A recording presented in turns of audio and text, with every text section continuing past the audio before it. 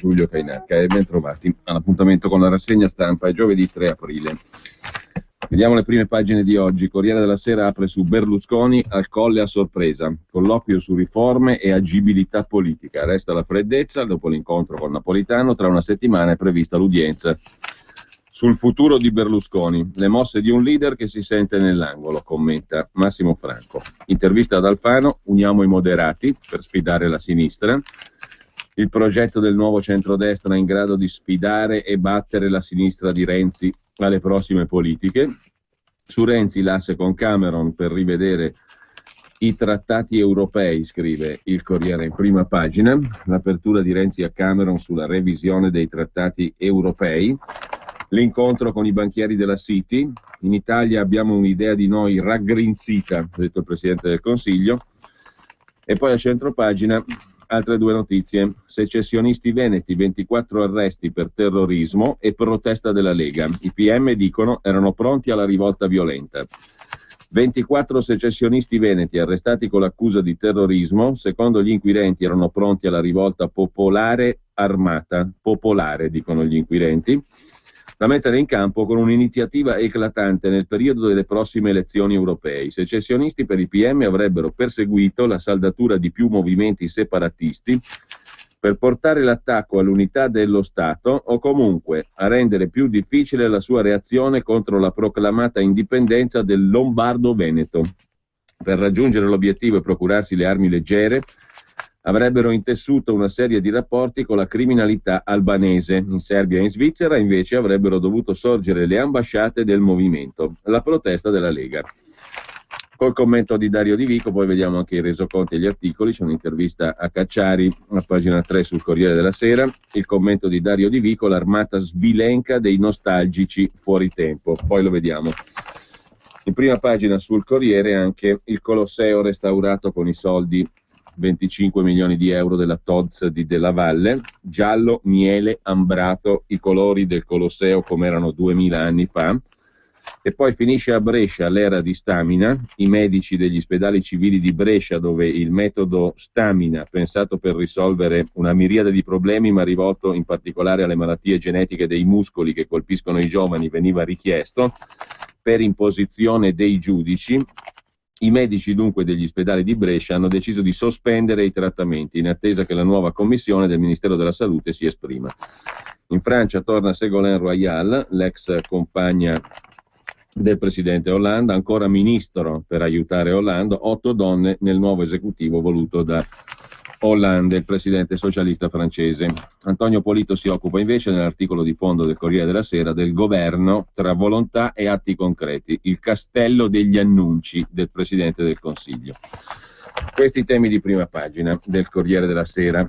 Vediamo un po' la cronaca delle prime due pagine dedicate agli arresti di ieri. Presi i nuovi serenissimi, titola il Corriere nelle pagine interne, anzi nelle pagine principali di primo piano, pagina 2, pagina 3, pronti ad azioni violente secondo i pubblici ministeri, gli inquirenti, un trattore trasformato in carro armato, la Lega li difende, una follia, andremo in piazza. Arrestati anche 2 autori del Blitz in San Marco del 97, un leader dei forconi e un autonomista sardo. Il commento di Luca Zaia, presidente del Veneto, questa inchiesta ha i tempi e i movimenti di un elefante in una cristalleria. Il presidente del Consiglio Renzi ha detto: non commento cosa fa la magistratura, ho grandissima fiducia in tutti i tipi di magistratura. Emanuele Fiano, responsabile sicurezza del PD, su Salvini. Salvini dice che a sbagliare è lo Stato, dal segretario leghista parole deliranti e colpevolmente pericolose. Poi le intercettazioni, altro che salame, carichiamo la dinamite, le conversazioni tra i militanti, politica inutile, facciamo noi la storia, la divisione dei ruoli tra di loro. E poi un articolo dedicato a Franco Rocchetta, finito in cella, l'ideologo dell'autonomia, dal PC e da lotta continua all'assalto alle petroliere. La solidarietà dei compaesani li stanno trattando come Al-Qaeda. La rottura di Rocchetta con Bossi, litigarono in un bar nel 93 quando l'esponente lombardo decise di creare una sede centrale del movimento, e l'intervista a Massimo Cacciari, già sindaco di Venezia. Pacificissimo, dice Massimo Cacciari, parlando di Rocchetta. Fino a prova contraria, aggiunge poi l'ex sindaco di Venezia, incredulo, incavolato nero. Il filosofo, ex sindaco di Venezia, martello pneumatico del PD, su tutto quello che è federalismo, ci resta male. Rocchetta è una brava persona, dice Cacciari. Certo, a volte capita che la gente dia i numeri. Un conto è ragionare, come lui ha sempre fatto, sui temi del regionalismo veneto. Un altro è questo carnevale da neurodeliri. Il mio federalismo si è spesso scontrato con i suoi furori indipendentisti, ma fatico a credere che Rocchetta possa anche aver solo immaginato un atto violento. Era un reperto del passato fino a un certo punto, dice Cacciari. Rocchetta ha capito prima di tutti il problema dell'autonomia federalista ancora attuale. Fu messo ai margini da Bossi per ragioni di bottega lombarda. Serenissimi due il ritorno, Franco mi chiese di adoperarmi per cercare di attenuare le pene. Al processo dissi che erano innocui. La Lega Nord ci criticò per convenienza. Ero e resto orgoglioso, dice Cacciari, di avere risparmiato qualche anno di galera a un gruppo di disgraziati, i Serenissimi del 97. C'è chi soffia sul fuoco del disagio oggi per opportunismo. Mi riferisco a quelli come Luca Zaia, il presidente della regione, che ha promosso questo demenziale referendum sull'indipendenza del Veneto. Un modo per cavalcare la protesta in qualunque forma, pura demagogia. Ma andiamo alla cronaca. Niente a che vedere, scrive il Corriere della Sera, con l'occupazione di Piazza San Marco da parte dei Serenissimi la notte tra l'8 e il 9 maggio del 97. Il loro era un disegno eversivo molto più ampio, erano pronti alla rivolta popolare armata da mettere in campo con un'iniziativa eclatante nel periodo delle prossime elezioni europee. Secondo gli inquirenti, i secessionisti, arrestati ieri, avrebbero proseguito la saldatura di più movimenti separatisti per collaborare all'attacco all'unità dello Stato, a rendere più difficile la sua reazione contro la proclamata indipendenza del Lombardo-Veneto. Per raggiungere l'obiettivo, stavolta sarebbero ricorsi all'uso della violenza e per procurarsi le armi leggere avrebbero intessuto rapporti con la criminalità albanese. In Serbia e in Svizzera avrebbero dovuto sorgere le ambasciate del movimento. In un capannone a Casale di Scodosia, chiamato Arsenale, in provincia di Padova, invece se ne stava parcheggiato un carro armato artigianale, detto tanco, ricavato da una pala cingolata, poi blindata, dotata di bocca di fuoco. Alcuni membri dell'organizzazione avevano provato a sparare a salve. Dopo mesi di indagini è scattato all'alba il blitz dei carabinieri del ROS, procura di Brescia, che ha portato all'emissione di 22 ordinanze di custodia cautelare in carcere, 2 ai domiciliari, 51 in tutto gli indagati, 33 le perquisizioni tra Veneto, Lombardia, Toscana, Piemonte e Sardegna per associazione con finalità di terrorismo e eversione dell'ordine democratico, fabbricazione e detenzione di armi da guerra. Tra gli indagati un poliziotto in servizio a Padova, con un ruolo marginale. Nel mirino degli inquirenti i membri dell'associazione Alleanza, costituita il 26 maggio 2012, durante una riunione in un ristorante di Erbusco, in provincia di Brescia, in Franciacorta, alla quale parteciparono rappresentanti di Brescia Patria, Veneto Stato, del movimento indipendentista sardo Disubbidienzia, in Sardegna è stato arrestato Felice Pani, e alcune figure storiche dei Serenissimi, Flavio Contin, Luigi Faccia, che parteciparono al blitz di Piazza San Marco del 97. In manette anche militanti veneti tra le fila del movimento indipendentista, tra cui l'ex parlamentare fondatore della Liga Veneta Franco Rocchetta e il leader dei Forconi Lucio Chiavegato. Custodia cautelare, carcere anche per Roberto Bernardelli, ex assessore a Milano, ex parlamentare del Carroccio, da tempo fuoriuscito dal partito, imprenditore alberghiero. Le polemiche politiche non si sono fatte attendere. Parla di arresti bluff il presidente della Lega Nord Umberto Bossi, vogliono fermare gli indipendentisti ma falliranno, dice Bossi, il Veneto ce la farà. Facendo eco al segretario del Carroccio Matteo Salvini, lo Stato libera mafiosi e clandestini e processa le idee. Siamo alla follia, dice Salvini. Sottolinea Bossi che purtroppo Renzi è centralista, sta portando via i poteri e le competenze alle regioni per darle allo Stato e questo non mi piace. Il premier Renzi da Bruxelles si è detto sereno rispetto alla tenuta delle istituzioni democratiche, massima fiducia nella magistratura. Prima della manifestazione indetta dalla Lega domenica a Verona per protestare contro gli arresti e l'indagine, i consiglieri regionali lombardi Rolfi e Colla si sono fatti fotografare con la bandiera della Serenissima e un cartello «Siamo indipendentisti, arrestate anche noi», mentre Massimo Bitonci, capogruppo della Lega in Senato, ha invitato i veneti e tutti coloro che non sopportano più la vessazione dello Stato centrale a esporre la bandiera di San Marco dalle loro abitazioni. Le intercettazioni, Corriere della Repubblica, pagina 2, il tanco, la lotta, il progetto e l'atto solenne. Giurate fedeltà al Serenissimo Governo della Serenissima Repubblica di Venezia? Lo giuro, hanno risposto in coro, registrati dalle cimici dei carabinieri del ROS che stavano indagando da un paio d'anni, ieri hanno detto 3 anni, su oltre 50 indipendentisti italiani, soprattutto veneti e bresciani riuniti nella sigla Alleanza. Era il 9 giugno del 2013 e il fascicolo della Procura di Brescia conteneva già decine di intercettazioni. Guarda che siamo solo noi che possiamo cambiare la storia. Dal 97 in qua, ricorda in una di queste intercettazioni Flavio Contin, venetista della Primora, protagonista dell'assalto al campanile di Venezia del 97, riconosciuto ideologo della Restaurazione. Tutti i tentativi politici ce l'hanno fatto prendere in quel posto. Se qualcuno ha una soluzione migliore della nostra, la soluzione è quella proposta qualche tempo prima da Giancarlo Orini, rappresentante di Brescia Patria, il quale parlando con un giovane simpatizzante lo invitava ad unirsi a loro. È arrivato il momento di combattere, ragazzo, a breve salta tutto. Non si parla di entusiasmo, si parla di combattimento. Più che tagliare su il salame, noi abbiamo bisogno di caricare i candelotti di dinamite. Bisogna essere realisti, Contin precisa, ma in maniera fanatica. Noi abbiamo 2 nemici, lo Stato italiano e il poco tempo a disposizione. O ci svegliamo fuori, o molliamo tutto e ci rassegniamo a diventare italiani. Bisogna che stiamo più uniti e più compatti su certe decisioni anche drastiche. Avevano immaginato una grande manifestazione in piazza San Marco, centinaia di persone, alcune armate, e poi solenne e sferragliante sarebbe arrivato il simbolo, il tanco, un carro armato costruito sotto un capannone usando un escavatore cingolato.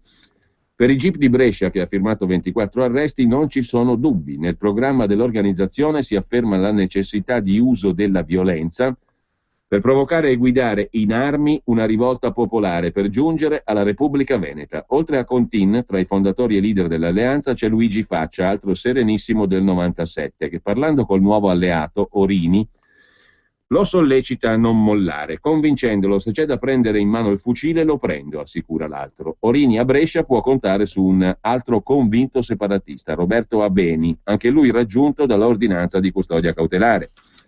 Sgombriamo il campo da equivoci, il nostro obiettivo è abbattere lo Stato italiano che non riconosciamo, l'indipendentismo non è di destra né di sinistra, è trasversale, non riconosciamo autorità politica, morale e civile. Concetti che il veronese Tiziano Lanza sintetizza così: senza la spada la carta non funziona, non c'è niente da fare. Dice, mentre discute con Faccia e Contin, che gli chiedono come faranno nell'interregno, dopo che la rivolta è scoppiata e il nuovo potere non si è ancora stabilmente insediato. Per esempio le banche. Semplice, uno dei nostri col mitra va dal direttore tutto il giorno e quello che fa? Fai tutte le manovre col mitra puntato, non c'è mica tanto da fare. Quando ne portano uno ucciso, continua allarga il raggio, via tutti gli stranieri e i forestieri. Uno era il tanco, costruito e pronto all'uso, già sperimentato, un altro era in costruzione, altri 4 nei progetti. Il primo aveva un cannone, progettato da un ingegnere moldavo, costruito da un tornitore bresciano. Faccia e Lanza parlano della manovrabilità. Non dovrebbero esserci grossi problemi, gli mettiamo una blindosfera. Ho capito, ma come si fa a prendere la mira? I ruoli erano già stati definiti. Nomino il signor Riccardo Lovato, responsabile militare della piazza di Venezia, ha detto Lanza il giorno del giuramento. Chi è stato nominato ministro del tesoro? Chiedono Corrado, con una di Verona. Fra i capi Lucio Chiavegato, il falegname di Verona, leader del movimento 9 dicembre vicino ai Forconi. Mentre Franco Rocchetta, figura storica dell'indipendentismo veneto, era stato designato ambasciatore del nuovo Stato veneto. Rocchetta, grande vecchio, procacciatore di finanziamenti insieme a Faccia, che lo rassicura: Franco, abbiamo messo in moto una macchina di gente che fa paura e lui, chissà che con questo si riesca a fare qualcosa di buono. Spunta addirittura un killer siciliano che qualcuno avrebbe voluto ingaggiare, Lanza. Ci sarebbe un'operazione in nero da fare con il killer.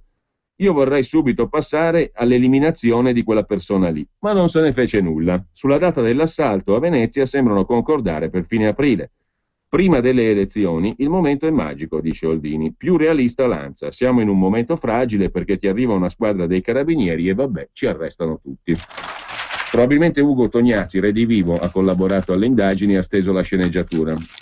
Comunque c'è l'articolo dedicato a Franco Rocchetta, 66 anni, nato a Venezia, Vive nel Trevigiano, da giovane iscritto al PRI, poi soprattutto al Partito Comunista Italiano, militante in lotta continua.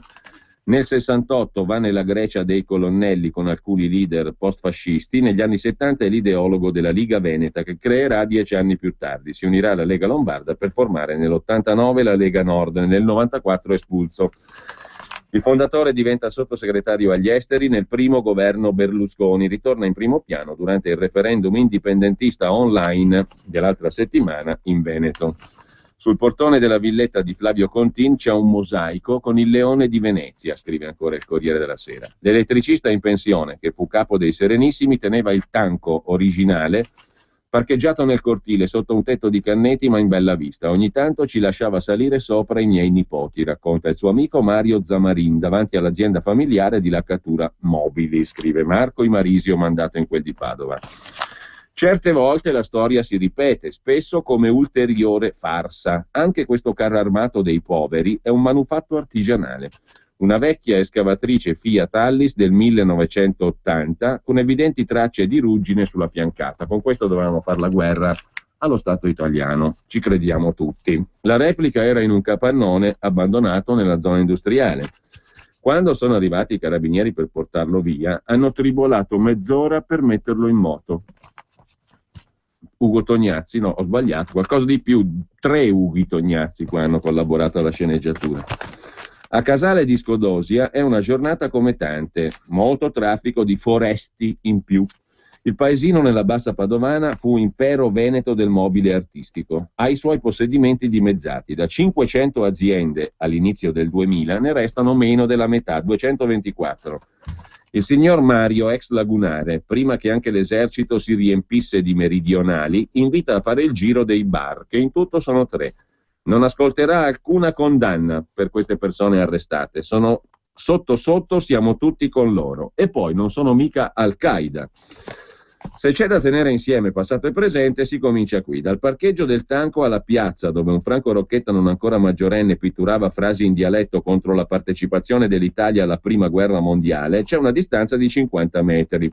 Coperta da un capannone di arredamenti. Era il 66. La parabola dell'uomo, Rocchetta, che ha dedicato la sua vita al tornar Paroni a casa nostra, cominciava dalle scritte notturne sui muri. L'ideologo dell'indipendentismo veneto è il nome più rispettato nei piccoli centri dove ribolle la voglia di andarsene, l'ingrediente più noto del minestrone di questa congiura da strapaese. Fin dai tempi del liceo classico al Marco Polo di Venezia, l'autonomia dei popoli è stata l'ossessione di Rocchetta. A un allibito professore presentò una tesina che metteva a confronto la fama di Venezia in Europa con quella dentro i confini patri, schissata, schiacciata dalla propaganda napoleonico-giacobina e dall'odiato Stato italiano. Bocciato. Ma Rocchetta non si è mai lasciato abbattere, come conviene a chi crede in un ideale. La parola Liga se la portò dietro dal 68 di Danzica, dove era andato pochi giorni prima dell'invasione sovietica per dire agli studenti polacchi che la loro voglia di libertà dall'Unione Sovietica era identica, la stessa cosa di quella dei veneti sottoposti al giogo italiano. Si iscrisse a Lotta Continua come prosecuzione della sua lotta con altri mezzi. Nel 69, alla guida di una flottiglia di pescherecci che battevano bandiera autonomista del Leone di San Marco al posto di quella rossa, bloccò una petroliera che stava per raggiungere Porto Marghera. La sua Liga, la prima in Italia, entrò in contatto con un tale Umberto Bossi. Insieme condivisero noti sulla sua vecchia 1100. I muri della bassa Rodigina e Padovana tornarono a riempirsi di scritte. Anche le pareti di qualche montagna. Un parlamentare del PC fece un'interrogazione chiedendo se dietro all'irredentismo veneto ci fossero i servizi segreti. E invece c'ero solo me che rampegavo su come un gatto. Sono quei lontani tempi di Semina, il patrimonio dell'autonomismo veneto. Il resto della storia è una nota a margine, scrive il Corriere della Sera. Con ciò lasciamo il Corriere con una breve segnalazione dalla pagina della politica interna: il reato di clandestinità, addio tra le liti, proteste di Lega e Movimento 5 Stelle, Forza Italia si spacca, addio al reato di clandestinità. Tra le proteste dei deputati della Lega, ma anche di Fratelli d'Italia, Movimento 5 Stelle, una spaccatura in Forza Italia, la Camera ha approvato in via definitiva con 332 voti favorevoli, 104 contrari, 22 astenuti il cosiddetto provvedimento svuota carceri. che renderà più difficile l'arresto in carcere a beneficio dei domiciliari. Dovranno essere applicati in automatico a tutti i reati con pena fino a 3 anni. Per reati da 3 a 5 anni possono essere concessi i domiciliari dal giudice. Festeggia il ministro della Giustizia Orlando. Forte la protesta della Lega, che ha richiesto invano la presenza in aula del ministro dell'Interno Alfano, ministro della Giustizia, quando il reato di clandestinità venne approvato. Matteo Salvini accusa: aiutano i clandestini cancellando il reato di clandestinità, liberano migliaia di delinquenti con lo svuotacarceri e arrestano chi vuole l'indipendenza. Siamo alla follia. Ma ha generato interrogativi la spaccatura in Forza Italia. Dei 41 azzurri presenti, 8 hanno votato contro, 19 si sono astenuti, solo 14 i sì. Frattura rimarcata subito da Fratelli d'Italia. Il reato di immigrazione clandestina venne introdotto dal governo Berlusconi nel luglio 2009 all'interno del pacchetto sicurezza voluto dall'allora ministro Maroni.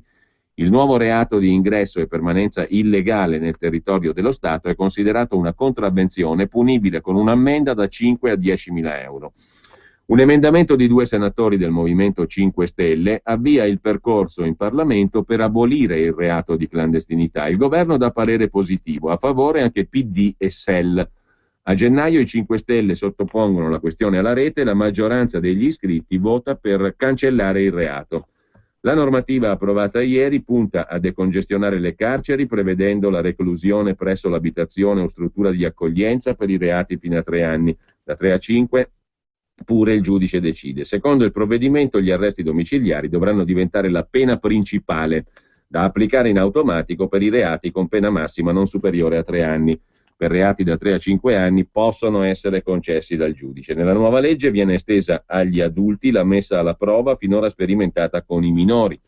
Per reati puniti con la reclusione fino a 4 anni, l'imputato può chiedere la sospensione del processo con messa alla prova. La misura consiste nello svolgimento di lavori di pubblica utilità. Se esito positivo, il reato si estingue. In caso contrario, revoca della misura.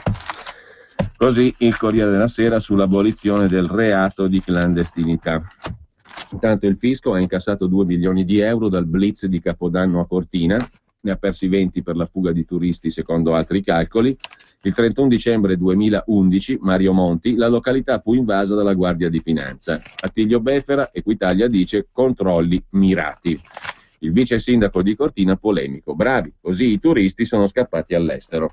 Ma ci sono stati altri arresti ieri in Lombardia, nel Lecchese, un sindaco del PD, autoproclamatosi fin da subito renziano della prima ora, una giovane Speranza, 36enne, il sindaco PD di Valmadrera è stato arrestato con un consigliere insieme all'ex assessore della Moratti. No, non è stata arrestata la Moioli, ma è coinvolta pure lei perché le avevano a quanto pare proposto dei voti. Comunque un pacchetto di 500 voti raccolti a Milano grazie alla potenza di un clan dell''ndrangheta, offerti per il successo di Mariolina Moioli nella lista civica di centrodestra di Letizia Moratti alle elezioni comunali del 2011. Il signor Ernesto Palermo faceva il dono ma non disinteressato, consigliere comunale a Lecco nel Partito Democratico, passato poi al gruppo misto, voleva in cambio una porta aperta al Consiglio Comunale di Milano, appoggio per la sorella candidata a Cosenza, in Calabria, e denaro. I collaboratori della Moioli, che non è indagata, lo ascoltano, ma il signor Palermo non pare ottenere nulla a leggere le carte dell'inchiesta che ha smantellato la locale di Lecco e lo ha portato in carcere con altri 9 per associazione di tipo mafioso. In poche parole, non c'entra nulla la Moioli, non c'è nulla a suo carico, però si parte da lì perché fa più figo parlare della signora Moioli, Moratti, centrodestra, che non della sostanza della notizia che viene dopo. Così si fa il giornalismo. La notizia vera la mettiamo in fondo, la cazzata all'inizio, perché di solito chi legge un articolo parte dall'inizio, solitamente. Quella campagna elettorale ha sempre più i contorni di un incubo per la Moioli, costretta nei giorni scorsi alle dimissioni da consigliere. Per arrivare alla notizia dell'arresto del sindaco del PD bisogna arrivare a fondo articolo. Niente male, eh? Come si costruiscono le notizie con grandissima accuratezza ed attenzione. Ho fatto passare la voglia di leggerla, hanno ottenuto il loro obiettivo. Intanto Etihad accelera su all'Italia, offerta pronta. Il ministro Lupi dice aggiorni la lettera di intenti degli arabi, liberalizzazione per gli scali lombardi. Cosa vorrà dire? Il ministro poi lo spiegherà con calma. E ci riporta invece ai cimbri, niente meno, la recensione in pagina di cultura del Corriere della Sera dell'ultima opera dello scrittore Sebastiano Vassalli, ritratto davanti alla cascina marangana in frazione di Biandrate, Novara, dove abita il sogno dei cimbri nel Far West di Vassalli. Lo scrittore Sebastiano Vassalli dà voce a un popolo dimenticato, sconfitto in Piemonte 2000 anni fa. Terre selvagge, il romanzo di Sebastiano Vassalli, edito da Rizzoli. Un conflitto lontano viene trasformato in magistrale narrazione epica. I cimbri erano un popolo nordico, senza paura, fin troppo sicuro di sé, scrive il Corriere. La guerra del 101 a.C. mise definitivamente fine alla sua storia. Bisogna arrestare anche i cimbri, un pericoloso germe di disgregazione dell'unità d'Italia. Lasciamo da parte per il momento la cronaca del Corriere della Sera, a parte il fatto che il giornale ricorda l'iniziativa della Lega, anche Forza Italia con la Lega, sì a una Lombardia autonoma.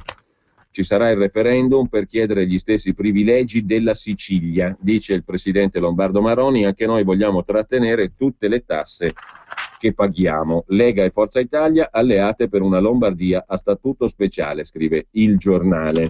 Un referendum perché anche la Lombardia diventi una regione a statuto speciale coi privilegi ottenuti dalla Sicilia nel 1946 e la possibilità di trattenere tutte le tasse versate. Lo chiede il governatore Maroni, che vuol portare in Consiglio regionale entro metà aprile una richiesta di referendum. Ci stanno anche Forza Italia, Fratelli d'Italia e ovviamente il capogruppo della lista Maroni, il professor Stefano Bruno Galli, che ha lavorato al progetto di referendum istituzionale consultivo per fare della Lombardia la sesta regione a statuto speciale, qualcosa di non molto diverso dal 29° Stato d'Europa, ha detto Maroni in un'intervista a Panorama che poi vediamo perché apre con la copertina secessione. Lombardi e Veneti hanno ragione o sono pazzi? L'Italia che si è rotta, è il titolo dell'articolo principale del settimanale Panorama.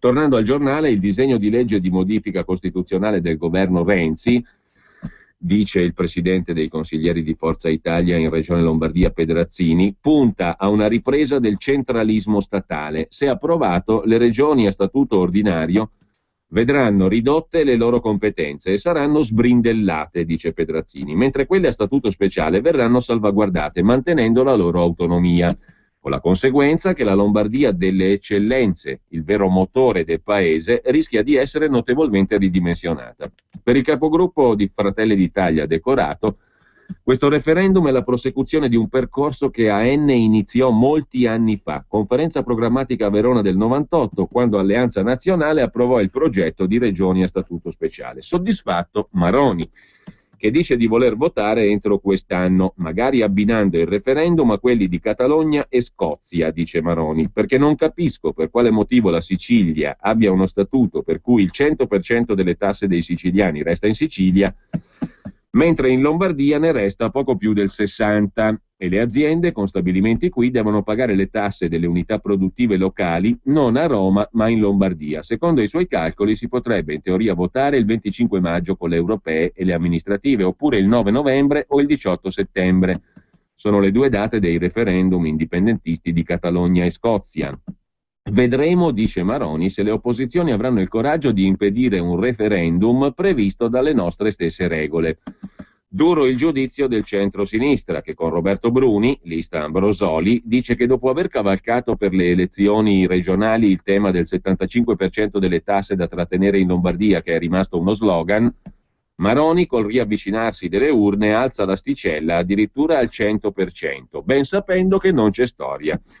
Maroni attacca anche il governo dopo l'incontro a Mantova col presidente della provincia e i sindaci dei comuni colpiti dal terremoto. È inaccettabile, ha detto Maroni, che dei 74 milioni promessi per la ricostruzione ne siano arrivati solo 19. Il territorio deve mobilitarsi, la regione sarà dalla sua parte.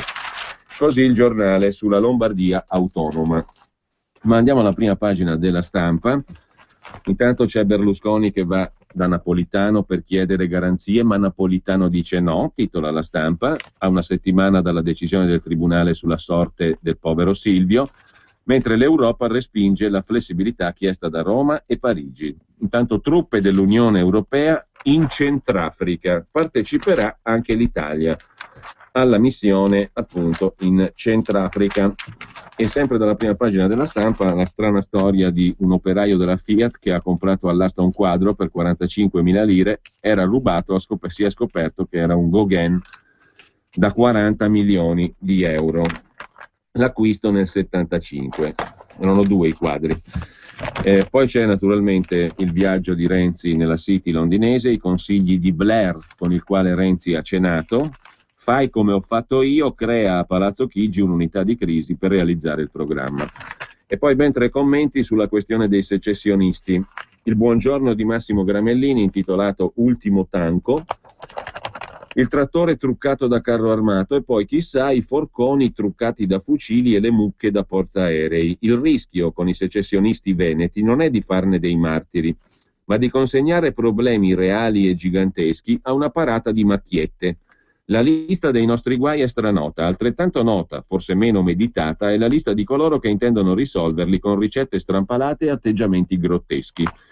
Uno legge le biografie e le parole dei, virgolette, terroristi e pensa, dopo aver assaggiato e sputato la politica a fumetti della Lega, davvero il ceto medio impoverito e arrabbiato del nord-est immagina di affidare la propria riscossa a persone che al massimo avrebbero potuto fare le comparse in un film del colonnello Rambaldo Buttiglione? E i tantissimi giovani laureati e disoccupati che comprensibilmente votano 5 Stelle non meriterebbero un movimento politico più trasparente e un portavoce meno approssimativo di Beppe Grillo? E il senso di legalità e giustizia sociale che anima il popolo della sinistra può identificarsi in una conventicola di intellettuali che da decenni dice no a qualsiasi tentativo di cambiare questo sistema sclerotico e oggi si stringe come una vecchia cintura di castità intorno al povero Tsipras? Chi sperava che il dilettantismo folcloristico di Berlusconi fosse stata una parentesi deve ricredersi. In Italia la politica continua a essere considerata cosa talmente poco seria che perfino i tentativi di golpe si delegano ai pagliacci, scrive.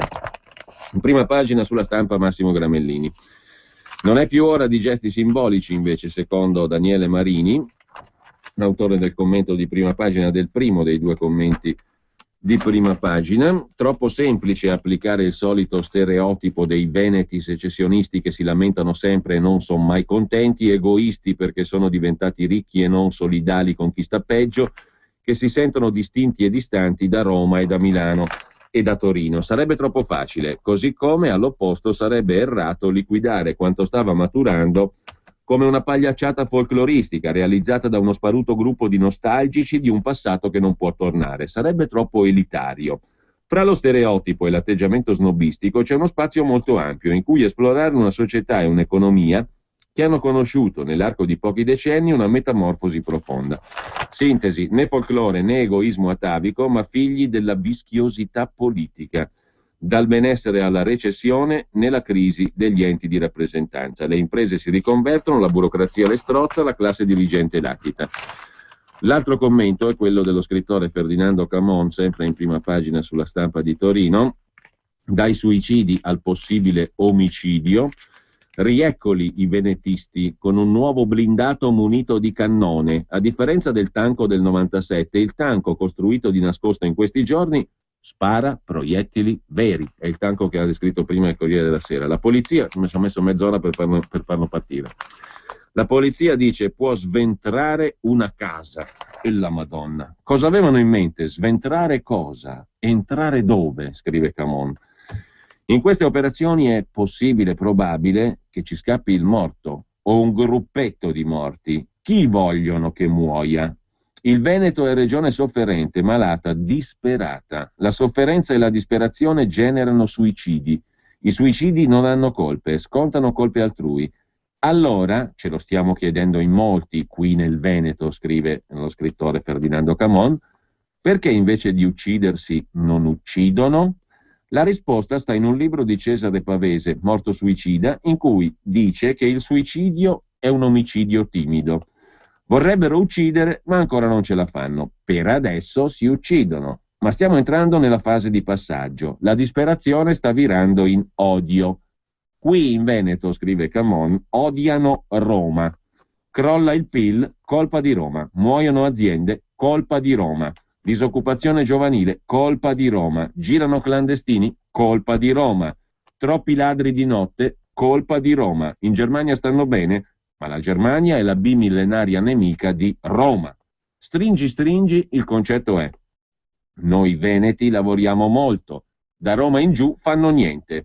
Noi veneti, i dati furono fatti circolare in occasione del recente referendum separatista, ma sono tutte cifre ballerine, versiamo a Roma 70 miliardi di tasse, Roma ce ne restituisce in servizi 50, dunque se ne tiene 20. Le cifre ballerine sono quelle del Ministero dell'Economia, dello Sviluppo Economico, sui dati ufficiali, tanto per precisare qualcosa. Noi versiamo a Roma 70 miliardi, Roma ce ne restituisce 50, ergo ce ne ruba 20, che vengono girati a regioni che non producono, e per di più Roma ci scarica addosso altri 10 miliardi di tasse come quota regionale del debito nazionale.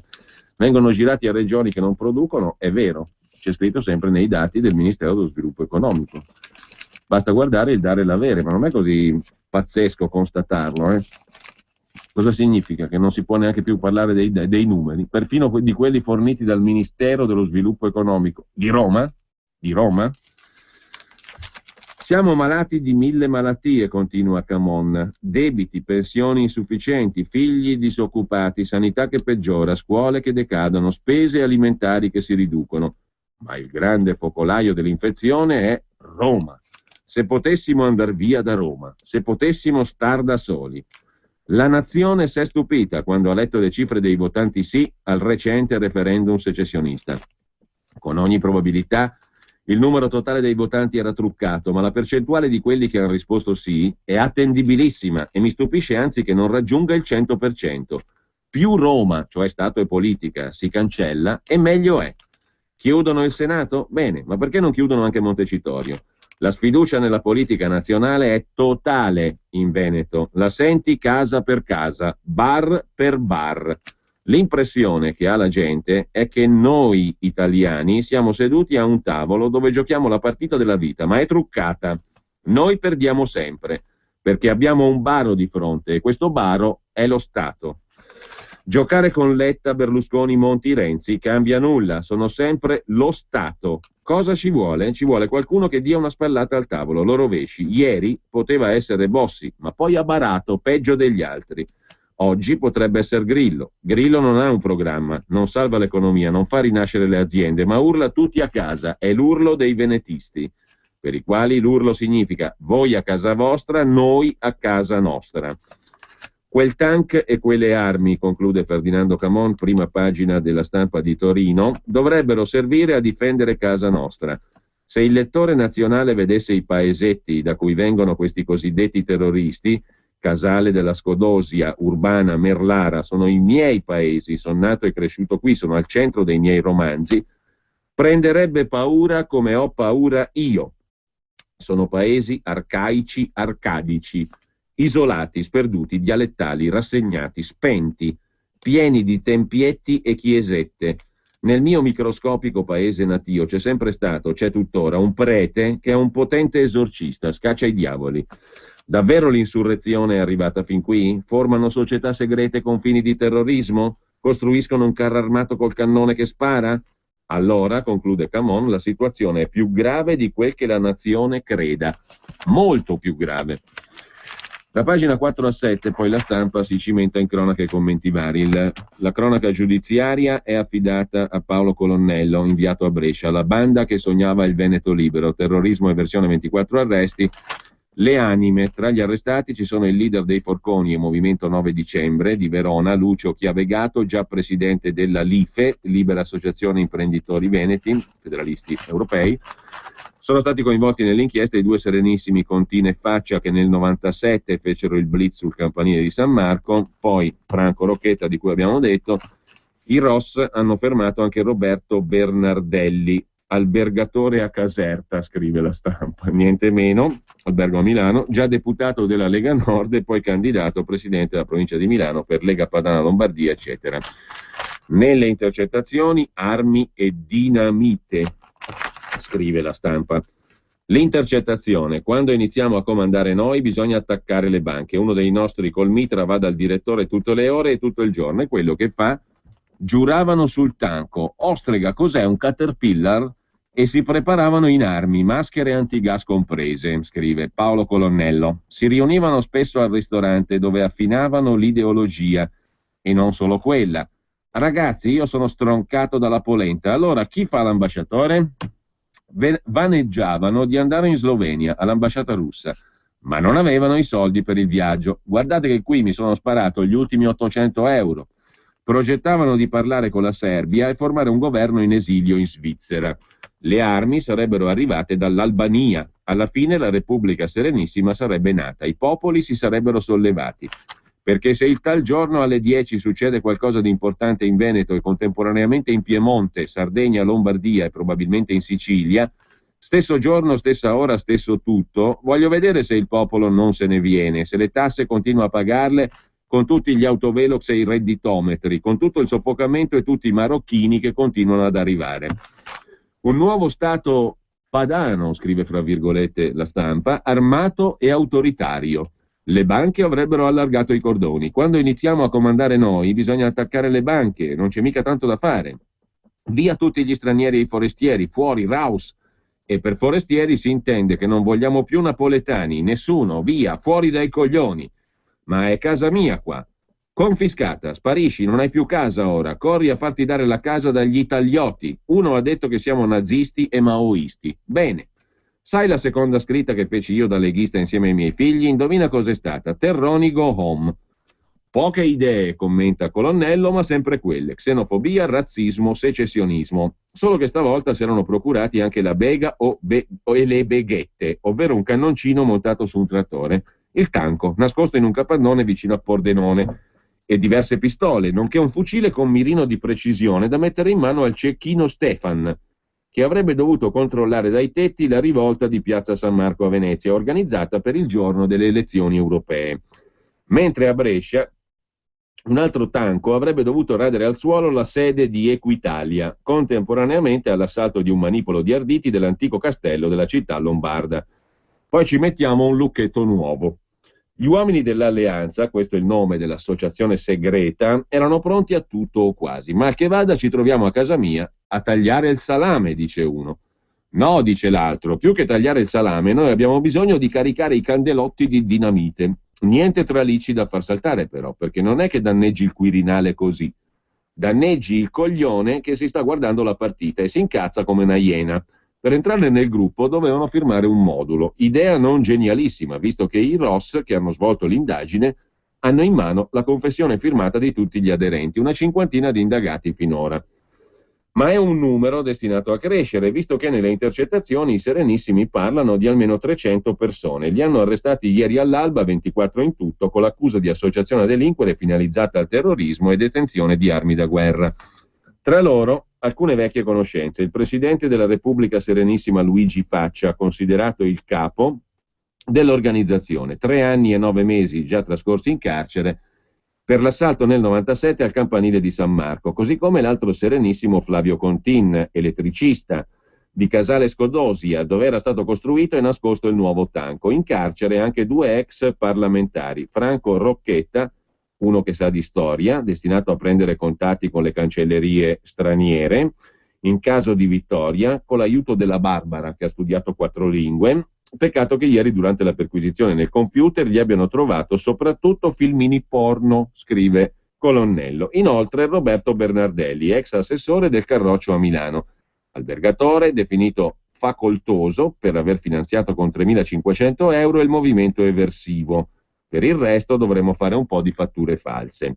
In manette anche un volto televisivo, Lucio Chiavegato, leader dei forconi e dei movimenti di obiezione fiscale. Questo aspetto pubblico attira perfino il governatore del Veneto Zaia, che prende un appuntamento telefonico con Patrizia Badii, militante attiva del gruppo. Da una parte, scrive il GIP, i dirigenti del nuovo sodalizio teorizzano e mettono in pratica un volto pubblico e legale di propaganda.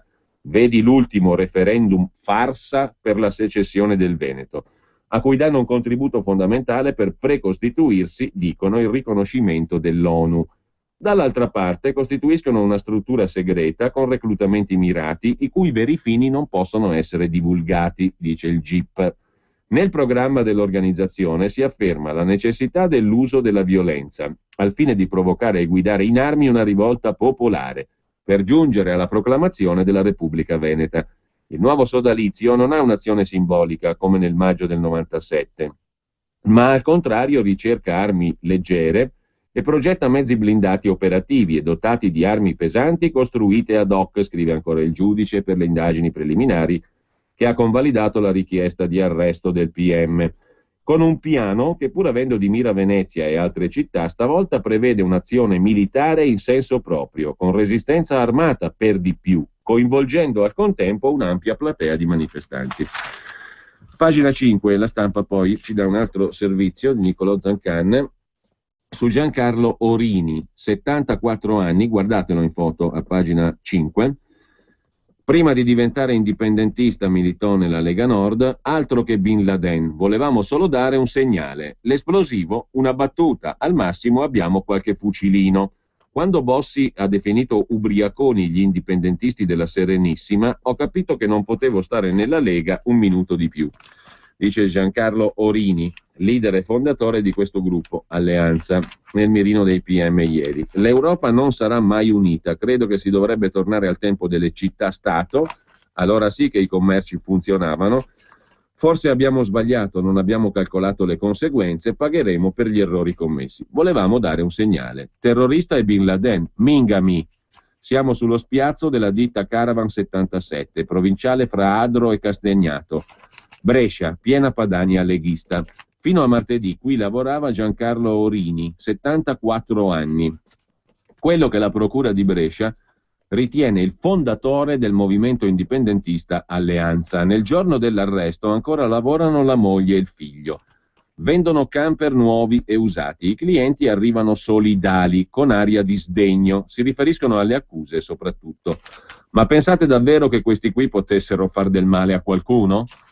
Per i carabinieri del ROS volevano la secessione con metodi violenti. Di questo si discute nello spiazzo. Colpo di scena, alle 6 di sera trilla il telefono della ditta. Si materializza Giancarlo Orini, proprio lui. Parla dagli arresti domiciliari. Ma sì, ho usato tante volte parole come Kalashnikov, bombe e bazooka, me lo ricordo. Ma alla fine delle telefonate, andate a sentire, dicevo sempre, saluti al maresciallo che ci sta ascoltando. C'era tanta goliardia. La dinamite? Ma dove vado a prenderla io? Dice il 74enne Orini. Stiamo scherzando? Al massimo il tirasassi. Nel piccolo ufficio contabilità davanti alla rivendita, bandiere basche e di altri movimenti indipendentisti, foto che ritraggono Orini nel deserto, raduni di motociclisti, voli con l'ultraleggero e poi la copia consumata del giornale La Padania, 1997, con quella frase di Umberto Bossi, quando ha definito ubriaconi gli indipendentisti della Serenissima. Ho capito che non potevo stare nella Lega un minuto di più. Bossi mi ha deluso, preferivo Miglio. Giancarlo, dice La Stampa, Gianfranco Miglio. Io poi, fino alla nascita del sogno leghista, ero un totale ignorante. Geometra, Orini ha progettato impianti di riscaldamento, costruito gallerie e strade, si è messo in proprio nel 67, consigliere comunale e provinciale, negli anni ha cominciato a sognare qualcos'altro. Il nostro piano, dice Orini, il 74enne capo di questi pericolosi terroristi, il nostro piano era dare un segnale, fare un'azione eclatante, nient'altro, un'azione eclatante nella speranza che il popolo insorgesse per liberarsi di questo regime. Non eravamo in grado di fare nulla di più. Siamo 4 gatti. Non è esattamente poco pensare a un attentato contro la sede di Equitalia, gli facciamo notare, e lui. Mezza Italia cova lo stesso desiderio. Non siamo un paese civile, si sentono cose terrificanti, debiti di 1.000 euro che diventano da 50.000 e comunque di quell'ipotesi si è soltanto parlato. Al telefono, salutando poi il maresciallo che ci sta ascoltando. Invece, più nel concreto, volevano andare in piazza San Marco col tanco, una specie di carro armato. Era quella l'azione eclatante da compiere prima delle elezioni europee? Sì, Venezia, conferma Orini. Una specie di replica del 97, come quelli del campanile. Ma cosa vuoi fare con quel tanco lì? Lo Stato italiano è armato fino ai denti, armi vere. E noi cosa abbiamo? Qualche fucilino, petardi e tirasassi. In casa di Orini, per la cronaca, i carabinieri del ROS hanno sequestrato una pistola calibro 7,65. Non mi ricordavo neppure dove fosse. E poi hanno preso lo striscione Brescia Patria, che avevo portato domenica a Bruxelles. Lei dov'era il giorno della protesta dei forconi? Al mercato ortofrutticolo di Orzi Nuovi, al presidio. M'han preso tutti in giro. Ecco qui l'indipendentista fra le bandiere tricolori. Cavolo, non sanno quanto mi è costato. Dovevo ascoltare 3-4 volte al giorno l'inno di Mameli. A me non piace, specie quando dice siamo pronti alla morte. Non mi sembra un bell'inno.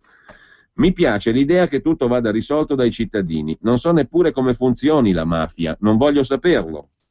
Va fuori dalla mia conoscenza. L'Europa non sarà mai unita, l'Italia peggio. Credo che si dovrebbe tornare al tempo delle città-stato. Così lentamente cala la sera sul parcheggio del Caravan 77, l'attività commerciale del capo dei pericolosi terroristi arrestati ieri, Giancarlo Orini, 74 anni, da Brescia, con il secessionista Orini che cita un sindaco catalano che la pensa come lui, con certe frasi che purtroppo non mancano mai. Non sono contro gli immigrati, anzi, ho un amico napoletano davvero in gamba. Riferimenti storici trasversali. Il giorno prima della caduta del muro di Berlino, se saltavi di là ti sparavano, il giorno dopo potevi farlo. Sì, forse abbiamo sbagliato, dice Orini. Non abbiamo calcolato le conseguenze, pagheremo per gli errori, ma volevamo dare un segnale. Se in Italia non cambierà niente, ce ne faremo una ragione. A 20 chilometri da qui, in direzione Adro, conclude Nicolò Zancan per La Stampa, c'è un luogo simbolico. Su una collina molto costruita, a fianco di un nightclub chiuso da qualche anno, c'era l'azienda agricola Boschi, ora chiusa a sua volta per fallimento. Il titolare si chiama Franco Timoteo Metelli, famoso come televenditore di vino. Molti politici, importanti o no, venivano a pranzo da lui. Forza Italia, Di Pietro, leghisti, sono passati tutti di qui, dice Metelli. Anche Orini.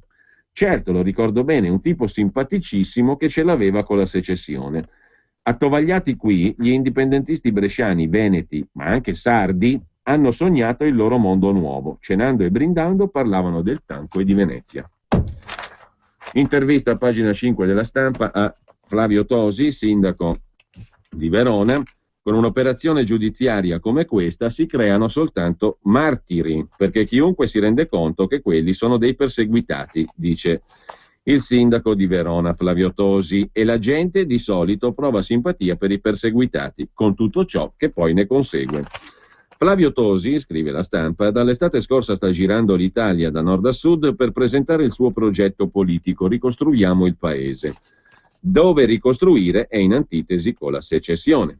Io non sono un secessionista, dice Tosi, perché la secessione è strada impercorribile. Sono federalista, che è diverso, ma sono anche liberista e trovo assurdo mandare in galera queste persone. Ma quali terroristi, ma quale banda armata, dice Tosi. Conosco molte di quelle persone, alcuni mi stanno simpatici, altri meno, ma non possono essere trattati come delinquenti. Secondo l'indagine progettavano iniziative violente. Ma con il salame? Domanda Tosi. Ma le avete sentite le intercettazioni? A me viene da ridere. C'era un carro armato? Chiamare un carro armato quel coso lì mi sembra un'offesa ai carri armati. Ah, lei è un trattore. È un trattore. Secondo lei questa operazione è stata inutile? Non solo inutile e spropositata, dice il sindaco Tosi, ma anche controproducente, perché così facendo si spingono ulteriormente le idee che il gruppo portava avanti.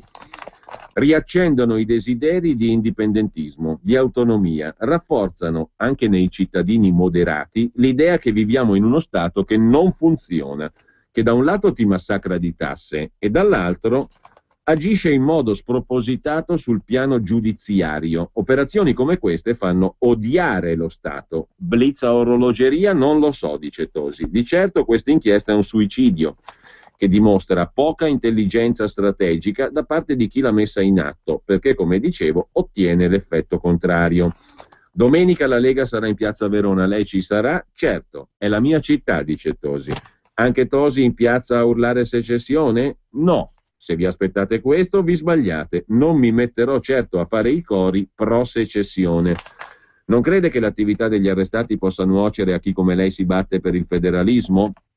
Di certo, risponde Tosi, quelle sono iniziative estemporanee, non le considero battaglie politiche che vanno fatte nelle istituzioni. Lei sta tenendo comizi in tutta Italia, anche al sud. Che sentimenti ha raccolto? Un fortissimo malcontento, risponde Tosi, nei confronti dello Stato e dell'apparato pubblico. Guardate che non solo i veneti ne hanno piene le scatole. Ci sono autonomisti e non autonomisti da nord a sud, ma tutti vogliono il buon governo e sono convinto che l'autonomia sia sinonimo di buon governo. Quando ti puoi gestire i soldi da solo lo fai meglio, sei più responsabilizzato. La riforma del titolo quinto di Renzi sembra togliere competenze alle regioni, è sbagliatissima, conclude Tosi. È giusto che lo Stato abbia dei poteri di controllo, verifichi il rispetto delle regole, ma le competenze devono restare alle regioni.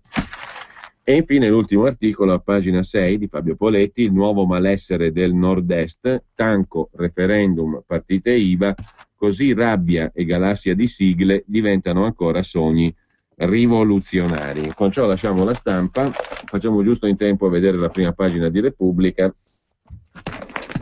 che anche naturalmente in prima pagina si occupa dell'esercito dei secessionisti veneti con il carro armato fatto in casa. Il commento poi è quello di Francesco Merlo, reato di farsa, e tra gli altri argomenti ha in primo piano l'inchiesta di Federico Fubini, Repubblica, sul rischio deficit nei conti, in bilico il tetto del 3%, coperture incerte per le proposte di Renzi per gli sconti fiscali, i famosi 80 euro in meno, in più in busta paga, deficit al 3% a rischio, quasi 2/3 delle entrate sono una tantum o dubbie, manca la sicurezza, insomma la promessa di Renzi è poco fondata. Ma poi c'è anche l'intervista su ben 2 pagine, pagina 6 e pagina 7, a Tony Blair, che ieri ha fatto cena con Matteo Renzi. Renzi ha coraggio, giusto che l'Unione Europea cambi l'austerità, senza crescita si soffoca l'economia. Matteo mio erede, dice Tony Blair. Con la sua corsa alle riforme cambierà l'Italia. L'ex premier britannico racconta il suo incontro col presidente del Consiglio italiano. Il nostro progetto funziona ancora. In tempi normali sarebbe difficile per chiunque realizzare un programma ambizioso come quello di Renzi, ma questi non sono tempi normali. I populisti in Europa parlano alle emozioni della gente. La sinistra deve spiegare cosa farà su lavoro, sicurezza e immigrazione. Di Renzi mi ha colpito, dice Tony Blair, il suo patriottismo genuino, il suo desiderio di dare all'Italia il posto che merita nel mondo. Così Repubblica, che intervista insieme a un quotidiano britannico Tony Blair sull'incontro con Renzi. Dopo la pubblicità e le previsioni del tempo torniamo invece a ciò che Repubblica scrive sui secessionisti, il carro armato e la farsa. La fedeltà alla Padania premia sempre.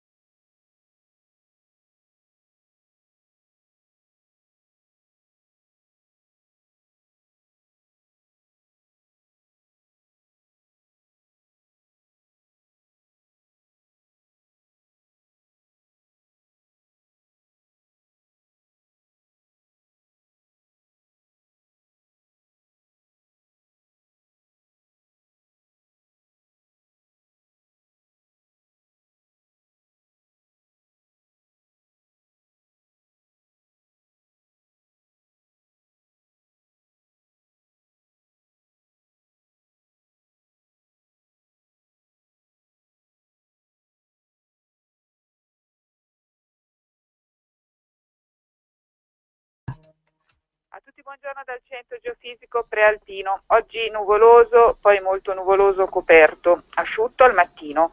Rovesci in serata e nella notte soprattutto su pianura e oltre Po, sempre mite.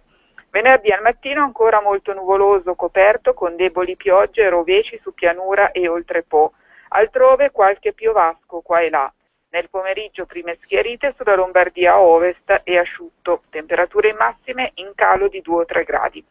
Sabato generalmente poco nuvoloso, a tratti passaggi nuvolosi estesi sulla Lombardia est, asciutto o isolati piovaschi, più caldo. Tendenza domenica e lunedì soleggiato, asciutto e più caldo. Con questo è tutto, vi saluto e vi auguro buona giornata.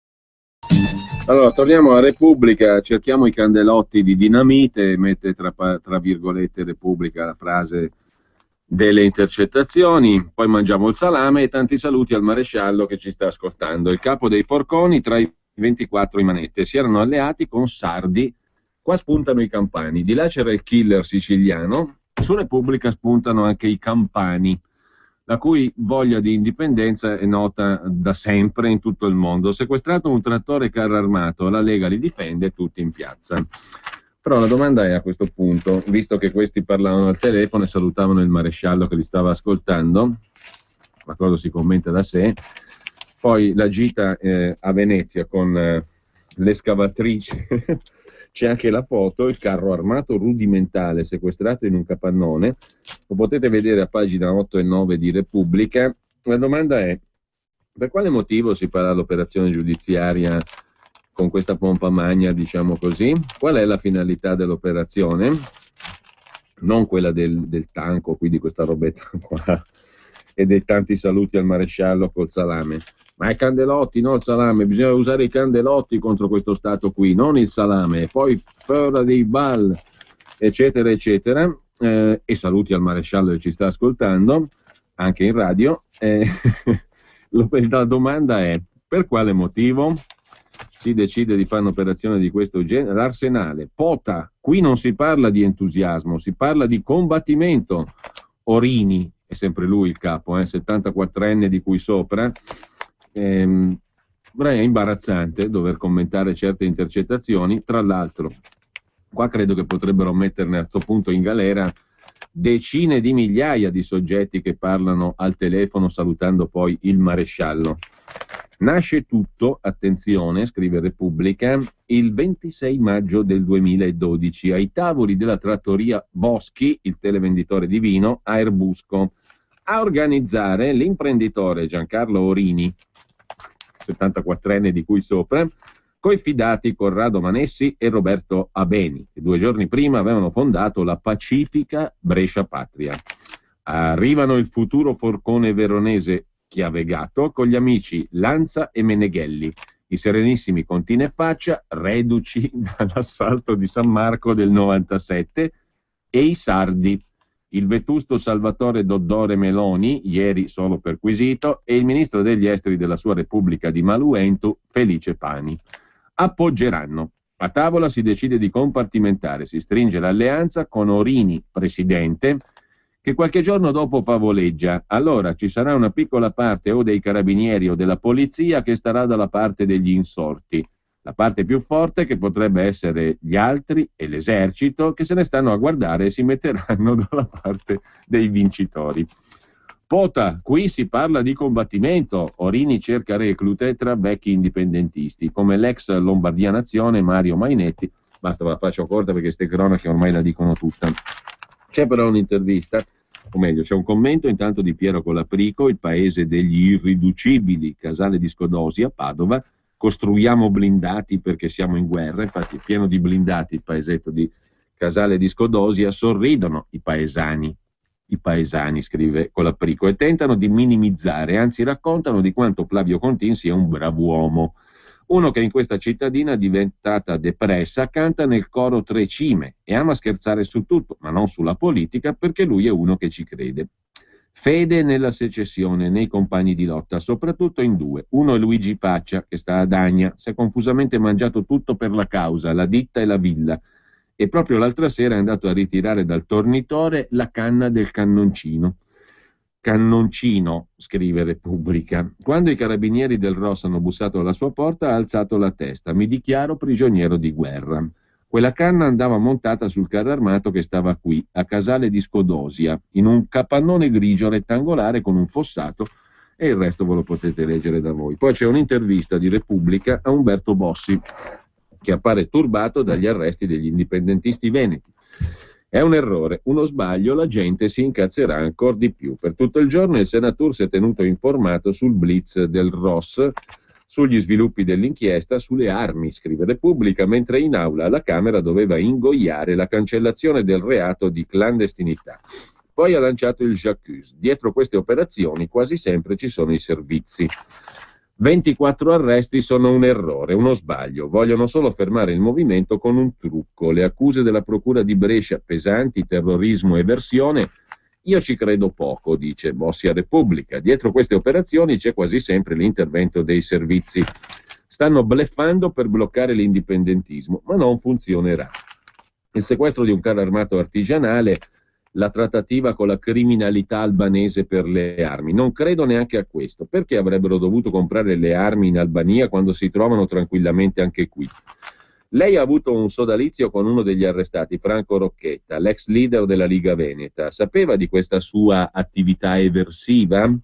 Per come lo conosco io, Rocchetta non è affatto uno disposto a fare quelle cose lì, dice Bossi, come Cacciari del resto. Per Matteo Salvini è una follia che in Italia finiscano in galera i secessionisti mentre il Parlamento svuota le carceri e abolisce il reato di clandestinità. È d'accordo? Chiede Repubblica. Dai fatti di oggi, risponde Umberto Bossi, emerge in chiaroscuro il profilo di questo governo. Renzi è centralista, sta togliendo i poteri alle regioni per ridarli allo Stato. Ha ragione Salvini. Noi avevamo fatto il federalismo fiscale, ma non l'hanno applicato e l'Europa è diventata la copertura di tutti i centralismi. Ora contro l'Europa il suo partito ha deciso di stringere un patto con l'ultradestra francese di Marine Le Pen. Pensa che questa scelta porterà benefici alla Lega? Forse nell'immediato può darsi di sì, dice Umberto Bossi, ma io vengo da una famiglia di partigiani, combattenti. Questa alleanza non l'avrei mai fatta, però quella di Salvini non è stata una scelta ideologica, lo fa per aumentare i consensi. D'altra parte, se il nemico è l'Europa... E così Repubblica liquida la questione. A pagina 1 e pagina 28 c'è poi il commento, per così dire, l'analisi anzi di Francesco Merlo, reato di farsa. Il sardo, il bresciano, il piemontese, il veneto, il forcone, il campano, il siciliano, uniti per dividersi. I magistrati di Brescia, oltre che indagare, dovrebbero ripassare i film di Totò Monicelli e Dino Risi, scrive Merlo in prima pagina su Repubblica. Qui c'è infatti un malumore vestito da barzelletta più che una secessione armata. C'è l'infelicità italiana che condanna tutto lo strapaese del separatismo al pittoresco della commedia, perfino salvandolo dal tragico delle armi, leggere o pesanti che siano. Anche il carro armato è una ruspa col ringhio, come i motorini con la marmita segata. E c'è una frase intercettata che inchioda i piani criminali alla maledizione dell'osteria. Più che tagliare il salame, abbiamo bisogno di caricare i candelotti di dinamite. E dove preparavano la rivoluzione i 24 briganti? In un ristorante del Bresciano, provincia del Garda Classico. Quando l'azione sarà fatta, sarà coordinata a mezza Italia. Lo faranno anche i piemontesi, i sardi, ciascuno nel loro sistema. ma sarà sincronizzato con la nostra, perfino la Napolitania. Spesso i giudici sono costretti a ingabbiare dentro articoli del codice penale anche comportamenti disordinati e a trasformare in capi di imputazione perfino certi disturbi che hanno bisogno di essere compatiti più che capiti, ma non si può sempre normare il fuori norma e prendere sul serio anche la confraternita di tutti i secessionisti, l'unità italiana degli anti-italiani, l'alleanza la chiamano, l'alleanza dei campanili, che è uno scoppiettante ossimoro. Nella geografia del separatismo italiano, la Sicilia vuol seppellire i piemontesi invasori, il Veneto sogna di liberarsi dei campani succhiasoldi. Abbiamo bisogno degli scoglionati, è la comica parola d'ordine dell'alleanza, ma gli scoglionati sono, per significato letterale, i senza voglia, i disertori, i menefreghisti. Si può organizzare un esercito di renitenti alla leva e puntare sulla virilità degli svirilizzati? Eccetera, eccetera. Vediamo a questo punto la prima pagina della Padania. L'indipendenza non si arresta, titola il quotidiano leghista. Lega mobilitata contro l'inchiesta della Procura di Brescia che ha portato in carcere 24 secessionisti veneti, scrive la Padania. Commento di Salvini: lo Stato italiano libera i mafiosi ma imprigiona le idee. Zaia, inchiesta a orologeria. Tosi, operazione sproporzionata. E domenica a Verona, leghisti in piazza con lo slogan pacificamente liberi. L'altro titolo di prima pagina: clandestinità, reato abolito con il no del solo Carroccio, dopo una battaglia durissima portata avanti dalla Lega Nord alla Camera. La Camera dei Deputati ha detto sì all'abolizione del reato di clandestinità. Grande assente anche ieri Angelino Alfano. In primo piano però naturalmente ci sono i commenti degli esponenti leghisti che si schierano a fianco del popolo veneto, scrive la Padania, e del diritto all'indipendenza e della libertà di espressione. Si tratta di un'inchiesta a orologeria, ne è convinto il governatore veneto Zaia. La tempistica, dice Zaia, fa pensare male in un momento cruciale come questo, quello dell'istanza indipendentista, in cui si apre una nuova pagina della storia del Veneto. Ho l'impressione che ci sia stato un eccesso di forza, ci fa dubitare la tempistica, che è quantomeno particolare, come un elefante in cristalleria. Comunque, dice Zaia, il movimento indipendentista e per l'autonomia del Veneto viaggia sui binari della legalità, del confronto gandhiano, legale, pacifico. Per Zaia rimane la necessità di garantire la libertà di pensiero. Secondo Zaia, il divieto a manifestare, arrivato a plebiscito.eu, che aveva convocato i suoi sostenitori per ieri, in piazza San Marco a Venezia, è la dimostrazione che anche uscendo dall'alveo di questa inchiesta di Brescia si limita la libertà di pensiero. Manifestare è un esercizio della libertà. È un bruttissimo segnale vietare le manifestazioni di chi che sia, anche perché i veneti, se vanno in piazza San Marco, non vanno a rompere le vetrine, perché la considerano casa loro, dice Zaia. Inutile nascondere che quando abbiamo visto le prime agenzie, la mente è tornata al maggio 97, l'assalto a San Marco con il tanco. Ci viene detto che da 3 anni esiste un'attività investigativa che segue questa partita. Ma se seguire la fase di costruzione di una ruspa significa uscire a orologeria con degli arresti in un momento cruciale come questo, si tratta di una circostanza che va a inficiare politicamente anche questa inchiesta, ha polemizzato Zaia, anche se fosse fondatissima, parte con la macchia di un tempismo pessimo. Di assoluta sproporzione ha parlato anche il sindaco di Verona e segretario della Liga Veneta Flavio Tosi, convinto che il provvedimento della Procura di Brescia sia assolutamente sproporzionato rispetto ai fatti reali. A Roma, aggiunge Tosi, si discute dello svuotacarceri che prevede l'uscita di prigione di criminali veri, mentre si arrestano persone come Franco Rocchetta, che conosco da più di 20 anni, la cui pericolosità sociale è inesistente. Le procure, conclude Tosi, dovrebbero perseguire la verità e la giustizia. L'impressione è che in questo caso l'operazione sia di tipo politico. Invitiamo i veneti e tutti coloro che non sopportano più l'insostenibile vessazione dello Stato centrale, ha invece dichiarato Massimo Bitonci, capogruppo della Lega al Senato, a esporre la bandiera di San Marco dalle loro abitazioni per far sentire vicinanza ai veneti e ai lombardi ingiustamente carcerati. Una dimostrazione pacifica come è nella nostra natura. Lo Stato, prosegue Bitonci, può cercare in ogni modo di fermarci, ma non ci riuscirà, perché la strada verso l'indipendenza è tracciata. Conosco personalmente Rocchetta, Faccia e Contin. Persone determinate, ma di certo non pericolosi terroristi. Auspico siano immediatamente scarcerati. Strano questo paese, ha commentato il deputato veneto della Lega Marco Marcolin. 3 milioni di voti ottenuti con primarie di partito hanno fatto un premier, mentre 2 milioni e mezzo di voti per un referendum legittimo hanno portato i fucili del nemico a casa dei veneti. Ci vogliono trasformare in servi muti.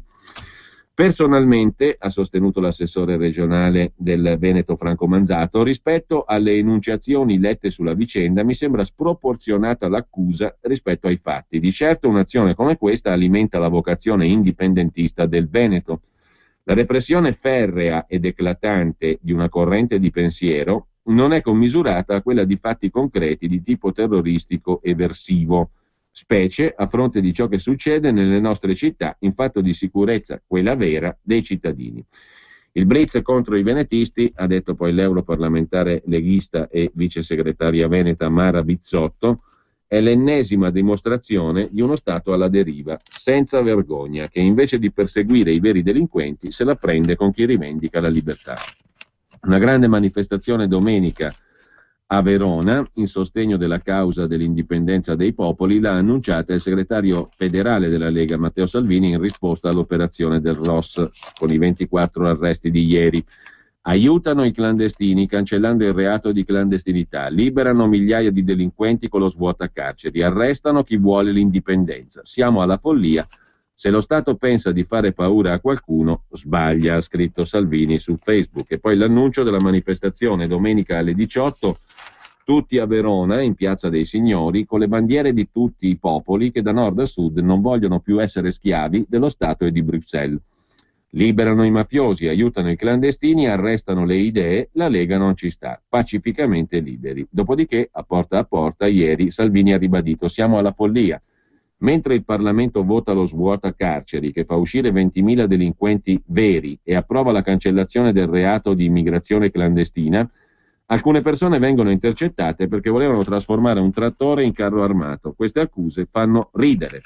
Combattere pacificamente per l'indipendenza è una battaglia lecita in democrazia. La politica coi carri armati e i fucili a noi della Lega non interesserà mai. Scherzando, poi Salvini ha aggiunto che nella sua cantina possiede ancora un coltellino svizzero e una fionda. Sono armi leggere? Si è chiesto Salvini. Pienamente d'accordo Umberto Bossi, presidente della Lega Nord. Il blitz contro gli indipendentisti è un bluff. Quando tirano fuori la storia delle armi contro gli indipendentisti, quasi sempre non è vero. È un trucco per fermarli, ma non funziona. Farà esplodere la rabbia popolare, prevede Bossi, d'accordo con Salvini quando accusa lo Stato di liberare i delinquenti e aiutare i clandestini. Arresti eccellenti, Rocchetta, Bernardelli e leader dei forconi. In cella il portavoce del coordinamento 9 dicembre, Chiavegato, coinvolti i 2 ex Serenissimi Faccia in carcere e Contin ai domiciliari. Poi c'è il pezzo a pagina 4 della Padania di Gianluca Marchi, direttore dell'Indipendenza, ex direttore della Padania. Ho scritto tante cose scomode in questi 2 anni di vita dell'Indipendenza, la testata online che Marchi dirige, ma sono finito indagato per associazione con finalità di terrorismo a causa di una cena. Sì, perché nella mia memoria dell'ultimo anno, scrive Gianluca Marchi, non riesco a trovare altro che una cena organizzata in un ristorante e non una roba da carbonari, con alcune delle persone che ieri sono state arrestate. Una cena per rivedere alcune persone che col tempo si erano perse di vista. Una tavolata dove molto si parlò del passato, con qualche accenno su un futuro che sembrava riservare poco di buono. Forse ha ragione il mio amico Giovanni Sallusti, direttore di un altro giornale online che guarda le vicende del Nord, l'Intraprendente, che quello usato nei miei confronti è stato un modo subdolo per colpire la libertà di stampa, nascondendosi dietro un altro reato. Non lo so. Sinceramente, scrive Marchi, mi interessa poco saperlo. Quello di cui resto sempre più convinto, anche dopo questa vicenda che mi coinvolge, seppur in maniera assai meno pesante rispetto ad altre persone, è che questo paese sia senza speranza e con una libertà solo apparente. Serenissimi versione 2014, titola ancora la Padania, l'inchiesta ruota ancora su un misterioso Tanco, a pagina 6 la cronaca. In cella o ai domiciliari, questi i nomi, Corrado Manessi, nato a Brescia nel 62, Roberto Abeni, Brescia 63, Angelo Zanardini, nato sempre nel Bresciano, e Luigi Faccia, nato a Padova Conselve nel 54, Lucio Chiavegato, Bovolone, Verona 65, Patrizia Badi, Scandicci, Firenze 63, Tiziano Lanza, Bovolone, Verona, nato nel 61, Andrea Meneghelli, Isola della Scala del 66, Luca Evangelista, Rivoli, Torino del 63, Corrado Turco, Isola Rizza, Verona, nato nel 67, Felice Pani, Terralba, Oristano nel 60, Stefano Ferrari, Bergamo, nato nel 69, Renato Zoppi di Monteforte d'Alpone, Verona, nato nel 57, Franco Rocchetta, nato nel 47 a Venezia, Riccardo Lovato, nato a Padova nel 69, Michele Cattaneo, Brescia 1979, Maria Luisa Violati, Lendinara, Rovigo, nata nel 64, Erika Pizzo, Badia Polesine, Rovigo, nata nell'88, Roberto Bernardelli, nato a Milano nel 49, Elisabetta Adami, Villafranca di Verona, nata nel 47, Maria Marini, Trevigiana, nata nel 57, Marco Ferro, Lendinara, Rovigo. Questi sono finiti in carcere. Sottoposti invece ai domiciliari Giancarlo Orini, nato a Brescia nel 39, e Flavio Contin, nato a Casale di Scodosia nel 42. Con ciò lasciamo anche la Padania, il resto è dedicato alla politica di Renzi che scopre l'acqua calda, contro la disoccupazione servono soldi e investimenti, l'abolizione del reato di clandestinità di cui abbiamo già detto. C'è un servizio anche su Gad Lerner che ieri sera si è confrontato con il professor Claudio Borghi Aquilini e Alessandro Morelli negli studi di Radio Padania. Lerner nella tana leghista, ve lo riconosco, voi euroscettici da sempre. E infine, sempre dalla Padania, un servizio dedicato al referendum per la Lombardia a statuto speciale. Entro fine anno il referendum, la promessa del governatore Maroni di cui abbiamo già parlato prima. Per concludere, a proposito del professor Borghi Aquilini, che peraltro sarà ospite stamani anche per la consueta rubrica, sul Basta Euro Tour, prossima tappa, Monte di Buia, Udine, sabato 5 aprile, ore 17:30, strade dal Ciscialat, Parco Festeggiamenti, con il professor Claudio Borghi Aquilini, il segretario federale Matteo Salvini, e naturalmente si potrà trovare anche lì il volume Basta Euro, il manuale Basta Euro, come uscire dall'incubo, 31 domande e 31 risposte, scaricabile dal sito bastaeuro.org. Lasciamo la Padania. Brevemente dal quotidiano Il Giorno c'è anche un servizio su Bernardelli, uno degli arrestati di ieri. Ci sono anche diverse donne, come abbiamo visto.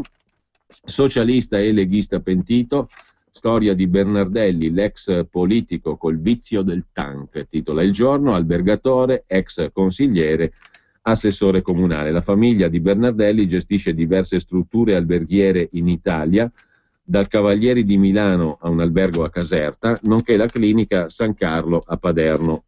All'inizio degli anni 90, assessore ai servizi sociali con le giunte guidate da Pillitteri e Borghini, in quota pensionati, poi passa alla Lega, diventa parlamentare, nel 2001 lascia i Lombard, nel 2011 fonda il gruppo Unione Padana. Libero apre la sua prima pagina con il commento di Maurizio Belpietro, il direttore, e il titolo Italia da matti, clandestini liberi, veneti in galera, retata di secessionisti folcloristici che però sollevano problemi reali. Ma il governo, anziché dare risposte al nord-est, pensa a immigrati, carcerati e coltivatori di marijuana. Che boomerang, scrive Maurizio Belpietro, non è con le manette che si arresta la protesta. Prima la strafottenza sul referendum per l'indipendenza del Veneto, ora la retata. Le armi non sono mai la risposta, ma la rabbia per fisco e burocrazia richiede risposte politiche. 17 anni fa un trattore travestito da tank parcheggiato nella notte in piazza San Marco a Venezia. I Serenissimi in divisa grigio-verde salgono sul campanile della Basilica, sventolano la bandiera della Repubblica Veneta. Per questo affronto all'unità d'Italia e per il sottinteso invito alla secessione, il gruppetto di nostalgici, per alcuni avanguardisti, si beccò condanne variabili tra i 4 e i 6 anni. I giudici li ritennero responsabili di attentato agli organi dello Stato, terrorismo, banda armata, interruzione di pubblico servizio e gravi reati. Fra le accuse, Mancò solo la pedofilia, scrive Belpietro, ma per il resto il codice penale era stato rispolverato. Adesso, sepolto politicamente Bossi, ma non la questione settentrionale, la storia si ripete. Una ventina di secessionisti nel mirino della magistratura, stesse accuse. Anche i nuovi Serenissimi pare volessero occupare San Marco, pure loro con un mezzo blindato. Addirittura dall'inchiesta emerge la volontà di procurarsi armi dall'Albania. Vero o falso? O semplicemente fantasia? Si vedrà. Per ora tra gli arrestati Franco Rocchetta, fondatore della Liga Veneta, uno degli esponenti più in vista del movimento per l'autonomia del Veneto. Da quel che ci è dato capire, soprattutto visti i precedenti, il gruppetto rischia condanne pesanti, perché in Italia si può fare tutto tranne che rivendicare l'indipendenza.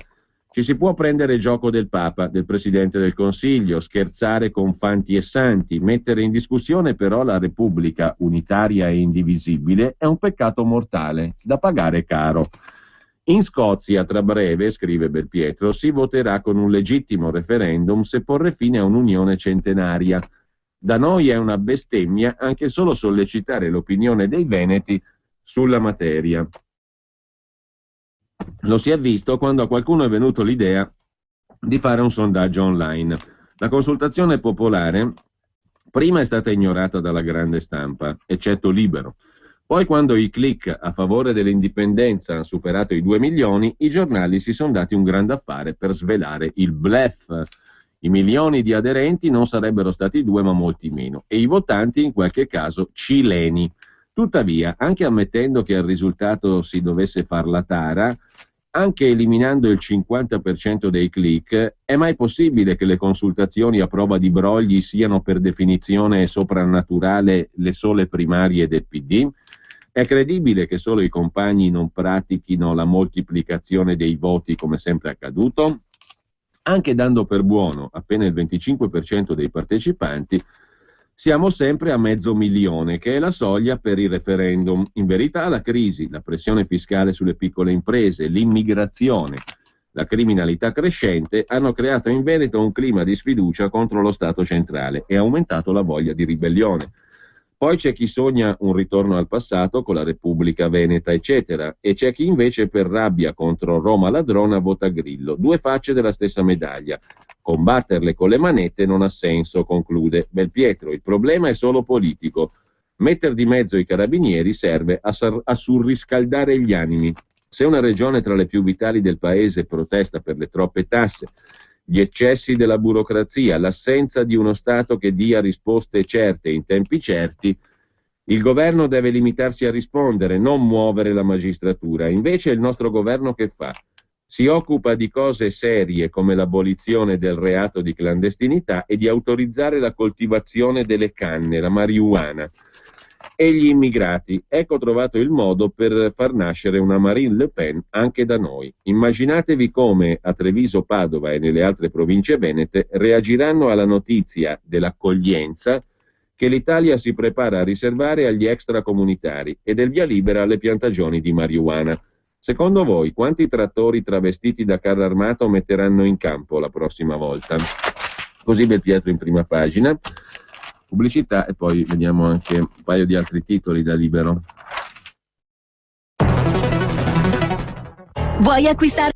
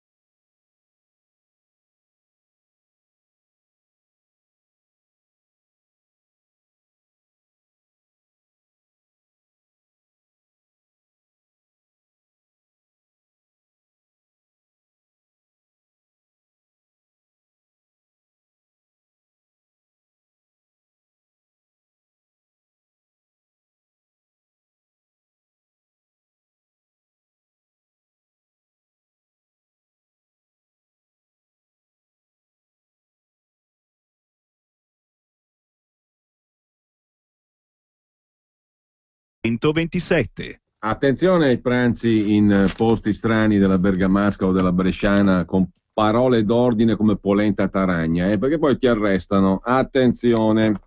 Intanto, sempre da Libero, l'armata Branca Leon, pagina 4, forconi, imprenditori e giornalisti, Gianluca Marchi, ecco gli identikit di tutti i coinvolti. Tra gli arrestati Rocchetta, uno dei papà del referendum, il capo della Life Chiavegato, l'ex deputato Bernardelli, perquisita la casa del direttore dell'Indipendenza Gianluca Marchi. I grandi giornaloni non hanno per niente parlato della perquisizione a Gianluca Marchi.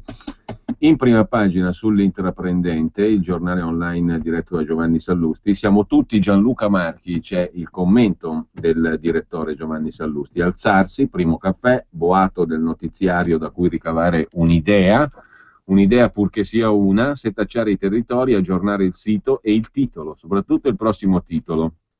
È la vita di chi dirige, crea, produce.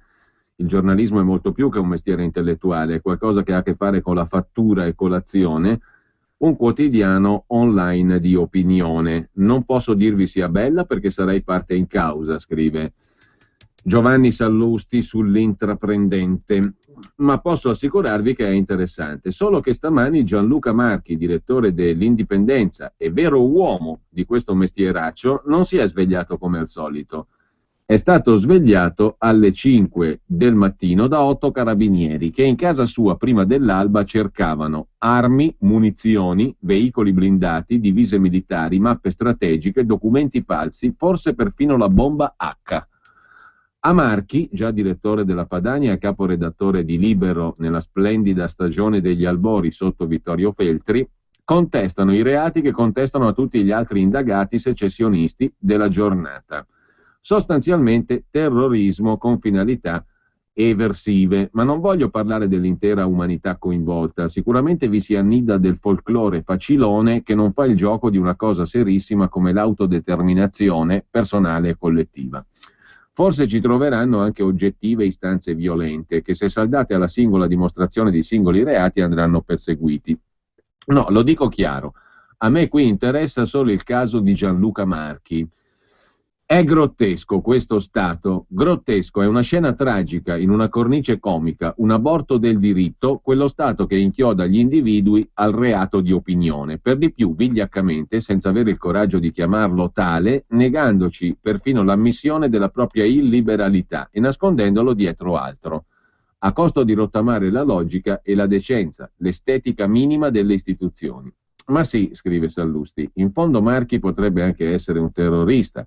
Capiamoci, se non è così, se davvero ci credono alle accuse mosse, è ancora peggio. Se per loro davvero costruire quotidianamente un giornale attorno a idee eccentriche, tambureggianti e fastidiose, ma vi sono idee degne di questo nome che non lo siano?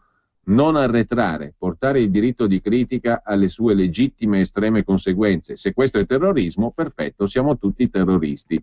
E le armi sono i computer e le tastiere. Con quello sono usciti da casa di Marchi, con un personal computer. Capite cosa gli rimprovera il sistema marcio del burocraticamente corretto e non certo i singoli, immaginiamo, imbarazzati carabinieri? Di scrivere, di comporre quella particolare specie di prodotto che sono notizie e commenti. Forse di pensare. Gli contestano di fare un giornale di opinioni dissonanti, troppo dissonanti dall'opinione dominante, di credere nell'indipendenza dei popoli come diritto originario e di saldare sopra questo libero convincimento un'attività di mobilitazione intellettuale, di affrontare il guazzabuglio dell'attualità dimorando in questo punto di vista, orgogliosamente, tanto da dichiararlo nel nome della testata. Contestano a Gianluca Marchi, cioè, conclude Sallusti sull'Intraprendente online, l'esercizio del pensiero, la pratica della sua espressione, quello che non gli contesterebbero mai in nessuno Stato moderno e liberale. Cari giudici, procure, tribunali italici, date un occhio oltre le vostre lenti ideologiche, date un occhio alla più grande democrazia del mondo. C'è una famosa sentenza della Corte Suprema americana che assolse un gruppo di contestatori accusati di aver dato fuoco alla bandiera stelle e strisce. In quella bandiera, secondo i giudici, c'erano le ragioni della loro assoluzione, la libertà di espressione. Purtroppo noi siamo italiani, direbbe col suo sorriso Gianluca, Caro Gianluca, avresti ragione, noi da giornale che si colloca in un altro punto di vista, seppur contiguo al tuo, quello del diritto individuale, della libertà di intrapresa, siamo interamente con te. Siamo tutti Gianluca Marchi, scrive Giovanni Sallusti in prima pagina su L'Intraprendente. Intanto sempre su Libero, la Lega si schiera, secessionisti in manette, pagheremo gli avvocati a chi è dentro. Un'intervista di Matteo Pandini a Matteo Salvini. A dire la verità sono molto preoccupato, dice Salvini rispondendo al giornalista di Libero. Il cellulare di Salvini squilla di continuo, ha una cartelletta zeppa di fogli. Segretario, dica la verità, gli arresti dei cosiddetti secessionisti veneti vi fanno fregare le mani. Al di là dei sorrisi, risponde Salvini, perché se definiscono carro armato un trattore si sorride, è un bruttissimo segnale. In Italia capita mai nulla per caso. A marzo abbiamo fatto centinaia di gazebo in Veneto per chiedere l'indipendenza. Poi c'è stato il plebiscito online, quindi la regione che si muove per chiedere un referendum indipendentista e alla fine scattano questi arresti. 24 arresti è intimidazione. Per questi arresti la Lega si è indignata, dice l'intervistatore, ha organizzato una manifestazione a Verona. Nel 97 coi Serenissimi le cose andarono diversamente, Bossi fu cauto. Ci serva da lezione, risponde Salvini. I Serenissimi si sono fatti 7 anni di galera. Mi impegno affinché queste persone non facciano la fine dei Serenissimi. Ma ha visto chi hanno arrestato? Pure Bernardelli. Bernardelli, scandisce Salvini, una delle persone più pacifiche che conosco. Potrebbe fare guerra al colesterolo. E poi a Roma votano lo svuota carceri, l'abolizione del reato di clandestinità e poi arrestano gli indipendentisti. Certo, Renzi dice che si fida dei giudici, prosegue Salvini. Contento lui, gli arresti, l'anticamera del regime, è tutto preordinato per mettere paura. Si stanno spaventando, c'è vitalità autonomista e non solo nel nord. Penso a Sardegna e Sicilia e rivendico che siano un po' spaventati anche da questa Lega. Spaventati chi? Roma e Bruxelles. Ormai li metto sullo stesso piano. Saremo vicini a queste persone, alle loro famiglie. Stiamo valutando di fornirgli assistenza legale. Il prima possibile andremo a trovarli in carcere. Lei è secessionista? Sono indipendentista, risponde Salvini. L'indipendenza guarda di più al futuro e può coniugarsi in tanti modi. In tutta Italia si parla di indipendenza, anche in Salento. Negli anni 90 la Lega manifestò a favore dei Serenissimi fuori dal carcere. C'ero anch'io, dice Salvini. Allora ricorderà, dice l'intervistatore, che a un certo punto la folla iniziò a premere contro i cancelli del carcere. Stava per succedere il finimondo. Un uomo con un megafono riuscì a calmare i militanti. Era Bossi. Secondo qualcuno, avessimo forzato la mano, osserva Salvini, lo Stato si sarebbe disgregato. Allora la Lega decise che l'uso della forza non era la via giusta e non ho cambiato idea. Per battere Roma e Bruxelles basta la disobbedienza civile, non i fucili. Quanto alla disobbedienza civile e ai suoi risultati, adesso faremo un'altra cosa. Prima disobbediamo, poi diamo l'annuncio e la disobbedienza dovrà partire dai vertici. Tutto sarebbe cominciato da una cena a Erbusco dove si parlava di indipendenza. Una cena, sottolinea Salvini. Dovrebbero arrestare milioni di catalani, baschi e bretoni. Stiamo pensando di costituirci tutti. Gli inquirenti parlano di armi leggere. Io di fionde e coltellini svizzeri ne ho a iosa e sono indipendentista. Che mi vengano ad arrestare. A Verona hanno riaperto il processo che dura da quasi 20 anni. Si ricorda Papalia, il procuratore che indagò le camicie verdi? Hanno riaperto il processo per banda armata. Guardi qui, il 20 giugno alle ore 9 dovranno presentarsi in tribunale 36 padri di famiglia. Guardi qui, Gobbo, Bragantini, Marco Formentini. Formentini, 84 anni, ex sindaco, accusato di banda armata, sottolinea Salvini. Ovvio che qui la Lega sta pagando le spese legali per tutti. Non ho gelosie quanto ai movimenti autonomisti. Abbiamo invitato tutti a votare per l'indipendenza del Veneto, anche se non eravamo noi ad avere organizzato. In 3 mesi che guido la Lega credo di aver fatto emergere uno spirito nuovo. A marzo abbiamo organizzato centinaia di gazebo per le firme per l'indipendenza. Quando della gente innocente finisce in galera, conclude Salvini la sua intervista a Libero, Non è mai una buona notizia. Io spero di prendere i voti per la battaglia contro l'euro e i referendum, come quello per abrogare la legge Merlin. E meno male che vogliamo cancellare pure la legge Mancino, che persegue i reati di opinione, visto quello che è successo. Così Salvini a Libero. Da Libero ci sarebbe da citare anche Panorama, che dicevamo mette in copertina il titolo Secessione, con l'opera di Maurizio Cattelan, in una versione che verrà presentata al Salone del Mobile di Milano e che comunque rappresenta il dito medio alzato. L'Italia che si è rotta tra secessione e proteste, viaggio nel Veneto che ribolle. L'articolo è di Damiano Iovino ed è l'articolo principale del settimanale Panorama oggi in edicola, con la prima foto, quella dei quattro firmatari del manifesto dei sindaci della Marca Trevigiana, Roberto Campagna, Guido Lio, Riccardo Smuschi e Silvano Piazza.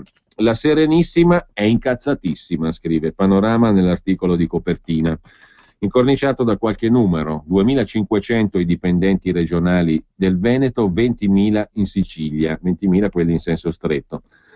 65 euro per mantenere un ettaro di foresta in Veneto, 579 euro in Calabria, 6,5 euro il costo di un pasto in ospedale nel Veneto, fino a 80 euro al sud, 26% il rapporto tra spesa pubblica e PIL del Veneto, 48% della Campania.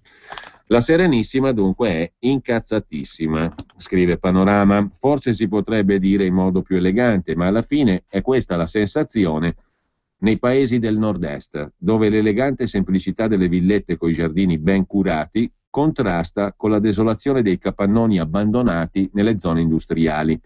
I veneti, da conduttori della locomotiva Italia, si sentono trasformati in somari che devono trascinare la carretta per gli altri. Su 70 miliardi di imposte pagate all'anno, 50 sono investiti in spesa pubblica, 20 restano a Roma. Fin quando l'economia tirava, e forse anche grazie a un discreto tasso di evasione, sopportavano di lasciare un terzo delle loro tasse a Roma. Quanto al tasso di evasione, si vada a vedere i tassi di evasione fiscale, si vede che il Veneto, come la Lombardia e il Piemonte, sono nella media assolutamente europea. Si evade altrove. Detto per inciso. Ad ogni modo, quando l'economia tirava, sopportavano di lasciare un terzo delle tasse a Roma perché lo usasse per colmare i debiti di quei lazzaroni del sud, spiega una signora che vuole la secessione. Oggi, con la crisi, quei miliardi regalati allo Stato sono insopportabili. La rabbia prende forme diverse, anche se le motivazioni di base sono le stesse. Alla rotonda dell'uscita del casello di Conegliano ci sono ancora le bandiere del presidio dei Forconi, lasciate dal 9 dicembre scorso, quando il movimento tentò di bloccare l'Italia. Il referendum telematico sulla secessione, svolto dal 16 al 21 marzo, avrebbe raccolto per i promotori più di 2 milioni di consenso, ma ha fatto molto rumore comunque. E infine i 95 sindaci della Marca Trevigiana hanno firmato un manifesto nel quale chiedono al governo di regionalizzare le tasse locali e consentire lo sforamento del patto di stabilità che tiene bloccati molti fondi comunali per mettere in sicurezza gli edifici scolastici. Tutte iniziative lanciate sotto la bandiera della Serenissima. Il leone di San Marco, l'emblema della regione Veneto, simbolo di storia bimillenaria, che molti sindaci hanno invitato a esporre alle finestre di casa. Il sentimento indipendentista interessa tutte le classi sociali in Veneto, dice il presidente della regione Zaia, che approfitta dell'occasione per smentire le voci che lo vorrebbero alla guida di un partito indipendentista alle prossime elezioni. Sono un operativo, penso al mio mandato, non voterei uno che fa campagna elettorale mentre governa. Ma la Repubblica Veneta, dice Zaia, non è una Marcord, sono 1100 anni di storia. Da noi 7 persone su 10 parlano in veneto. Il Consiglio regionale da mesi pensa di seguire la via catalana per arrivare all'indipendenza a piccoli passi, spiega Zaia. Martedì 1 aprile la Commissione Affari Istituzionali ha approvato 2 progetti di legge per avviare un referendum sull'indipendenza e un altro per dare alla regione statuto autonomo. Democrazia che parte dal basso, dice Zaia. Il pezzo prosegue poi, l'indagine, col commento di Luca Antonini, professore di diritto costituzionale a Padova, presidente della Commissione per l'attuazione del federalismo fiscale. Con il Veneto Renzi ha perso un'occasione, sostiene Antonini. L'insofferenza dei sindaci è comprensibile. La riforma del titolo quinto poteva dare risposte positive, ma non l'ha fatto. Ora la tentazione è fondersi con il Trentino. Quella del Veneto, tra l'altro, è un'economia più grande di quella dell'Ungheria. Il prodotto interno lordo del Veneto è superiore a quello di Romania, Ungheria, Slovazia, Croazia, Slovenia, Lituania, Estonia, cioè tutti stati costituiti come tali. Sempre poi su Panorama il pezzo di copertina si chiude con l'intervista di Maurizio Tortorella al governatore lombardo Maroni. Voglio la Lombardia a statuto speciale. Entro metà aprile porterò in Consiglio regionale la proposta di un referendum istituzionale consultivo per fare della Lombardia la sesta regione a statuto speciale, qualcosa di non molto diverso dal 29esimo Stato d'Europa, dice Roberto Maroni. Lo Statuto lombardo prevede la possibilità che il Consiglio regionale, a maggioranza di 2/3, vari un referendum per chiedere ai cittadini se vogliono una regione a statuto speciale. La mozione è quasi pronta, la presenteremo entro il 15 aprile. Il governatore è vincolato a realizzare l'obiettivo e si apre una trattativa col Parlamento di Roma se i cittadini lombardi dicono sì al referendum per chiedere se vogliono una regione a statuto speciale, per arrivare a uno statuto identico a quello della Sicilia. Identici gli obiettivi rispetto a quelli dello statuto siciliano del 46. Le tasse dei lombardi devono restare al 100% nella regione. Le aziende che hanno stabilimenti in Lombardia devono pagare le tasse delle loro aziende non a Roma ma qui. Il presidente della Lombardia partecipa di diritto a tutti i consigli dei ministri a Roma. Si crea un'alta corte lombarda che giudica sulla costituzionalità delle leggi emanate dalla regione e sui regolamenti statali che la riguardano. Poi si eliminano i prefetti e gli enti locali sono subordinati al controllo della regione, non di Roma. Quello della Sicilia è lo statuto perfetto perché non dà più autonomia, disegna proprio uno Stato indipendente. Ora noi vogliamo lo stesso status della Sicilia. Perché Sicilia sì, Lombardia no? La trattativa con Roma non sarà facile. Madrid ha cercato di bloccare il referendum per l'indipendenza della Catalogna, ma lì si voterà comunque il 9 novembre. E la Scozia voterà per l'indipendenza il 18 settembre. Non sarà facile, ma dopo un referendum anche in Lombardia sarà battaglia istituzionale. Se il Consiglio regionale lo approva, che tempi potrebbe avere il referendum? Dal voto in Consiglio devono trascorrere almeno 30 giorni per poterlo convocare, poi serve l'approvazione del Viminale. In teoria potremmo votare anche il 25 maggio con le europee. Se non ci si riesce, mi piacerebbe farlo il 9 novembre o il 18 settembre. Le opposizioni in Consiglio regionale vi seguiranno? Vedremo se avranno il coraggio di impedire un referendum previsto dalle nostre stesse regole e che permetterebbe di lasciare qui il 100% delle tasse. Quanto vale un anno di tasse lombarde? Fra dirette e indirette circa 200 miliardi che oggi vanno a Roma e tornano solo al 66%, comprese scuole, tribunali. In marzo anche Beppe Grillo si è detto favorevole alle macro regioni. Voglio vedere cosa faranno i suoi consiglieri lombardi. Se seguono il capo devono votare sì. In quel caso mancherebbero appena 1 o 2 voti alla maggioranza dei 2/3, perché lo statuto prevede la possibilità che il Consiglio regionale a maggioranza dei 2/3 vari il referendum per chiedere ai cittadini lombardi se vogliono una regione a statuto speciale. Vediamo anche velocemente a sto punto la prima pagina del giornale. Golpe da Mona, titola il giornale, folle retata in Veneto, la farsa dei separatisti e quella dei magistrati. 24 arresti per eversione e terrorismo, ci sono donne, anziani e un ex deputato, sequestrato un trattore carro armato, poi colpo di scena incontro Napolitano-Berlusconi. Ma il commento di prima pagina è quello firmato da Stefano Lorenzetto. Sono impazziti, mi dice a botta calda il veneziano Ranieri da Mosto, discendente di quell'Alvise da Mosto, esploratore del 400. Sono impazziti governo, politici, magistrati e forze dell'ordine della Repubblica Italiana, che ieri hanno risposto con una retata al plebiscito veneto sull'indipendenza. Però devono essere impazziti, è bene chiarirlo, anche quei sostenitori della Serenissima, scrive Stefano Lorenzetto, che anziché appellarsi al diritto all'autodeterminazione dei popoli sancito dall'ONU e ratificato dall'Italia, credono di giocare alla guerra con un carro armato assemblato sotto la barchessa.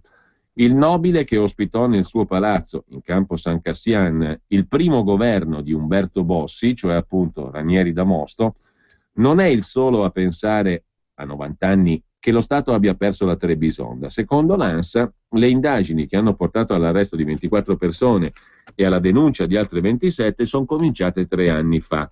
Ora, scrive Lorenzetto su Il Giornale, se davvero il gruppo riconducibile a diverse sigle di ideologia secessionista, come sostengono i carabinieri, aveva progettato iniziative anche violente per l'indipendenza del Veneto e di altre parti del territorio nazionale, viene spontaneo domandarsi: scusate, e avete aspettato dal 2012 a oggi per assicurare alla giustizia 51 individui così pericolosi? Tanta lentezza, riluttanza, indugio, ritardo, chiamatelo come volete, nell'agire, pur sapendo che la sicurezza nazionale era in pericolo. Incomprensibile. Anzi, tutto questo sgomenta. Cosa avranno aspettato i signori magistrati? Che le brigate venetiste finissero di verniciare il nuovo tanco, replica di quello del 97 a Flavio Contin, e il vecchio del comando, da ieri nuovamente agli arresti? Un carro armato di carta per la loro propaganda, come l'ha definito perfino Dario Crestodina, vice direttore di Repubblica, officiando ieri la riunione di redazione in assenza del direttore. Si possono sparare proiettili di cellulosa? Vabbè che noi veneti passiamo per Mona, ma veramente pensate che questa regione si preparasse a un'insurrezione armata al seguito di un escavatore truccato da autoblindo guidato da un elettricista di 74 anni? Finirà come l'altra volta, quando il tanco fu restituito a Contin dopo un'asta giudiziaria in cui una cordata di nostalgici ebbe la meglio, sganciando 6.600 euro sull'unghia, sulla polizia che avrebbe voluto esporlo nel proprio museo come corpo di reato. Desta sospetto che la clamorosa inchiesta sia stata chiusa a soli 12 giorni dalla secessione telematica del Veneto sancita da plebiscito.eu. Domenica scorsa, intervistando il promotore Gianluca Busato, gli avevo predetto che Roma non gliel'avrebbe fatta passare liscia, scrive Stefano Lorenzetto. Puntuale la conferma. Fra gli arrestati Franco Rocchetta, principale sostenitore dell'iniziativa referendaria di Busato e fondatore della Liga Veneta. Non conosco gli intimi precordi di Rocchetta, scrive ancora Stefano Lorenzetto. Lo intervistai 15 anni fa, mentre era impegnato a dare nomi veneti a oggetti di uso comune. Però mi sentirei di escludere che sia capace di azioni malvagie. M'è parso la mitezza fatta persona. Chiunque abbia dovuto fare i conti, anche solo una volta, con la sua straripante loquacità, può testimoniare che tutt'al più sbaraglierebbe una compagnia di carabinieri a parole. Una sera del gennaio 2000, cena privata, ero seduto davanti a Massimo D'Alema, presidente del Consiglio, al suo fianco Massimo Cacciari. Squillò il cellulare del sindaco di Venezia, era Rocchetta, il quale assordò l'interlocutore al punto da costringerlo a passargli D'Alema, al quale voleva raccomandare la causa del popolo veneto. 10 minuti buoni di monologo, con D'Alema che si limitava ad assentire. Passati 3 lustri, una settimana fa ho inviato all'ex sottosegretario leghista, Rocchetta, un SMS per chiedergli se sapesse qualcosa di Giuseppe Giacobazzi, ultimo ambasciatore della Serenissima a Londra, che il 23 maggio del 1797 ancora inviava dispacci a Venezia ignaro della destituzione del doge Ludovico Manin, avvenuta 11 giorni prima a opera di Napoleone. Rocchetta mi ha steso con una raffica di messaggini. Leggi gli studi dello scozzese Ronnie Ferguson, professore emerito all'University of St. Andrews. Prova a contattare David Leven presso l'Università di Nottingham. Chiama Alvise Zorzi.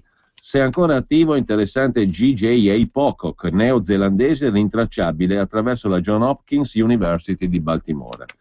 Credo possa essere simpatico ricordare come per mezzo secolo nell'Ottocento vi sia stato a Venezia un doge di origine britannica.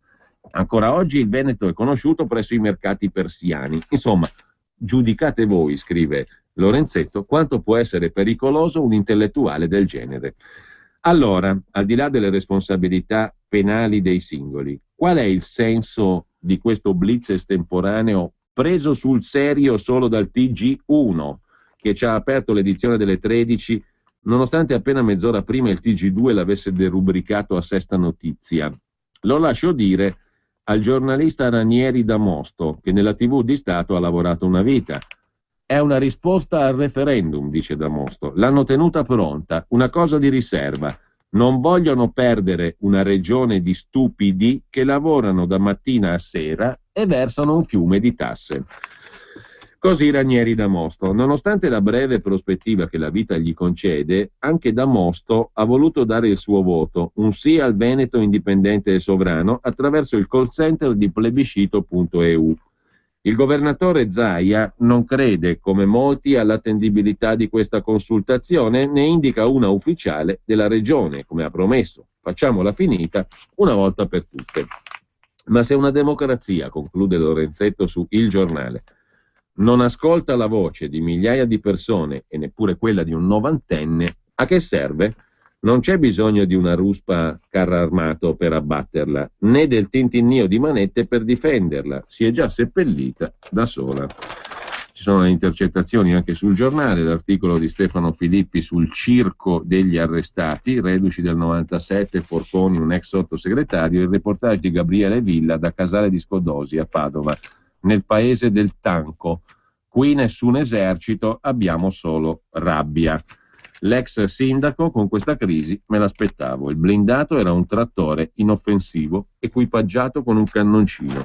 Ma in quel garage c'erano più bottiglie di vino che armi, dicono i cittadini. Non facciamo in tempo a vedere gli altri quotidiani, mi spiace, però c'è anche da segnalare un pezzo sul Fatto Quotidiano di Maurizio Crippa, di qua e di là dal Piave, l'irredentista Mona e l'italico sbirro pavloviano, buffonate pericolose, il titolo del pezzo invece sul Quotidiano Nazionale. Una vignetta cretina di Vauro in prima pagina sul Fatto Quotidiano, secessionisti veneti, il titolo della vignetta, una lattina vuota e una cannuccia che fa un po' praticamente da cannoncino, diciamo così, il carro armato di Brunetta. Fa proprio ridere per niente, una vignetta proprio deficiente, mentre l'Unità mette in prima pagina le tragicomiche col cannoncino, il pezzo di Oreste Pivetta, basta salame, carichiamo dinamite, ma i tralicci no, non oscuriamo le partite, fa anche rima, e invece l'intercettazione pubblicata in prima pagina sul Secolo XIX di Genova, commento di Alessandro Dallago, sintomi inquietanti di un disagio sottovalutato. E poi ancora, giusto per chiudere, su Avvenire, il quotidiano dei vescovi, indipendenza con la forza, il titolo virgolettato, Renzi che esprime fiducia nei giudici e i vescovi che esprimono la loro condanna per i 24 arrestati, non certo per il blitz, ma ora servono risposte. E la Lega insorge. A pagina 2 il commento di Gianfranco Marcelli, Padani in crisi, in cerca di visibilità. Va segnalato peraltro, come lettura interessante, un pezzo di Gianfranco Bettin sui separatisti. Attenzione, non è come nel 97, oggi stiamo messi molto peggio. In prima pagina sul quotidiano comunista Il Manifesto. Il Sole 24 Ore invece infila il tutto a pagina 23 con il commento del solito Stefano Folli, le rischiose acrobazie di Salvini, alleato della Le Pen e difensore dei separatisti. Invece di interpretare il malessere, la Lega insegue tutti gli estremisti su un doppio binario. E poi articolino neutro, arrestati 24 secessionisti nel mirino Equitalia e i tralicci dell'Enel. Buona mattina a tutti. Salve, sono Giovanna della Mondoflex.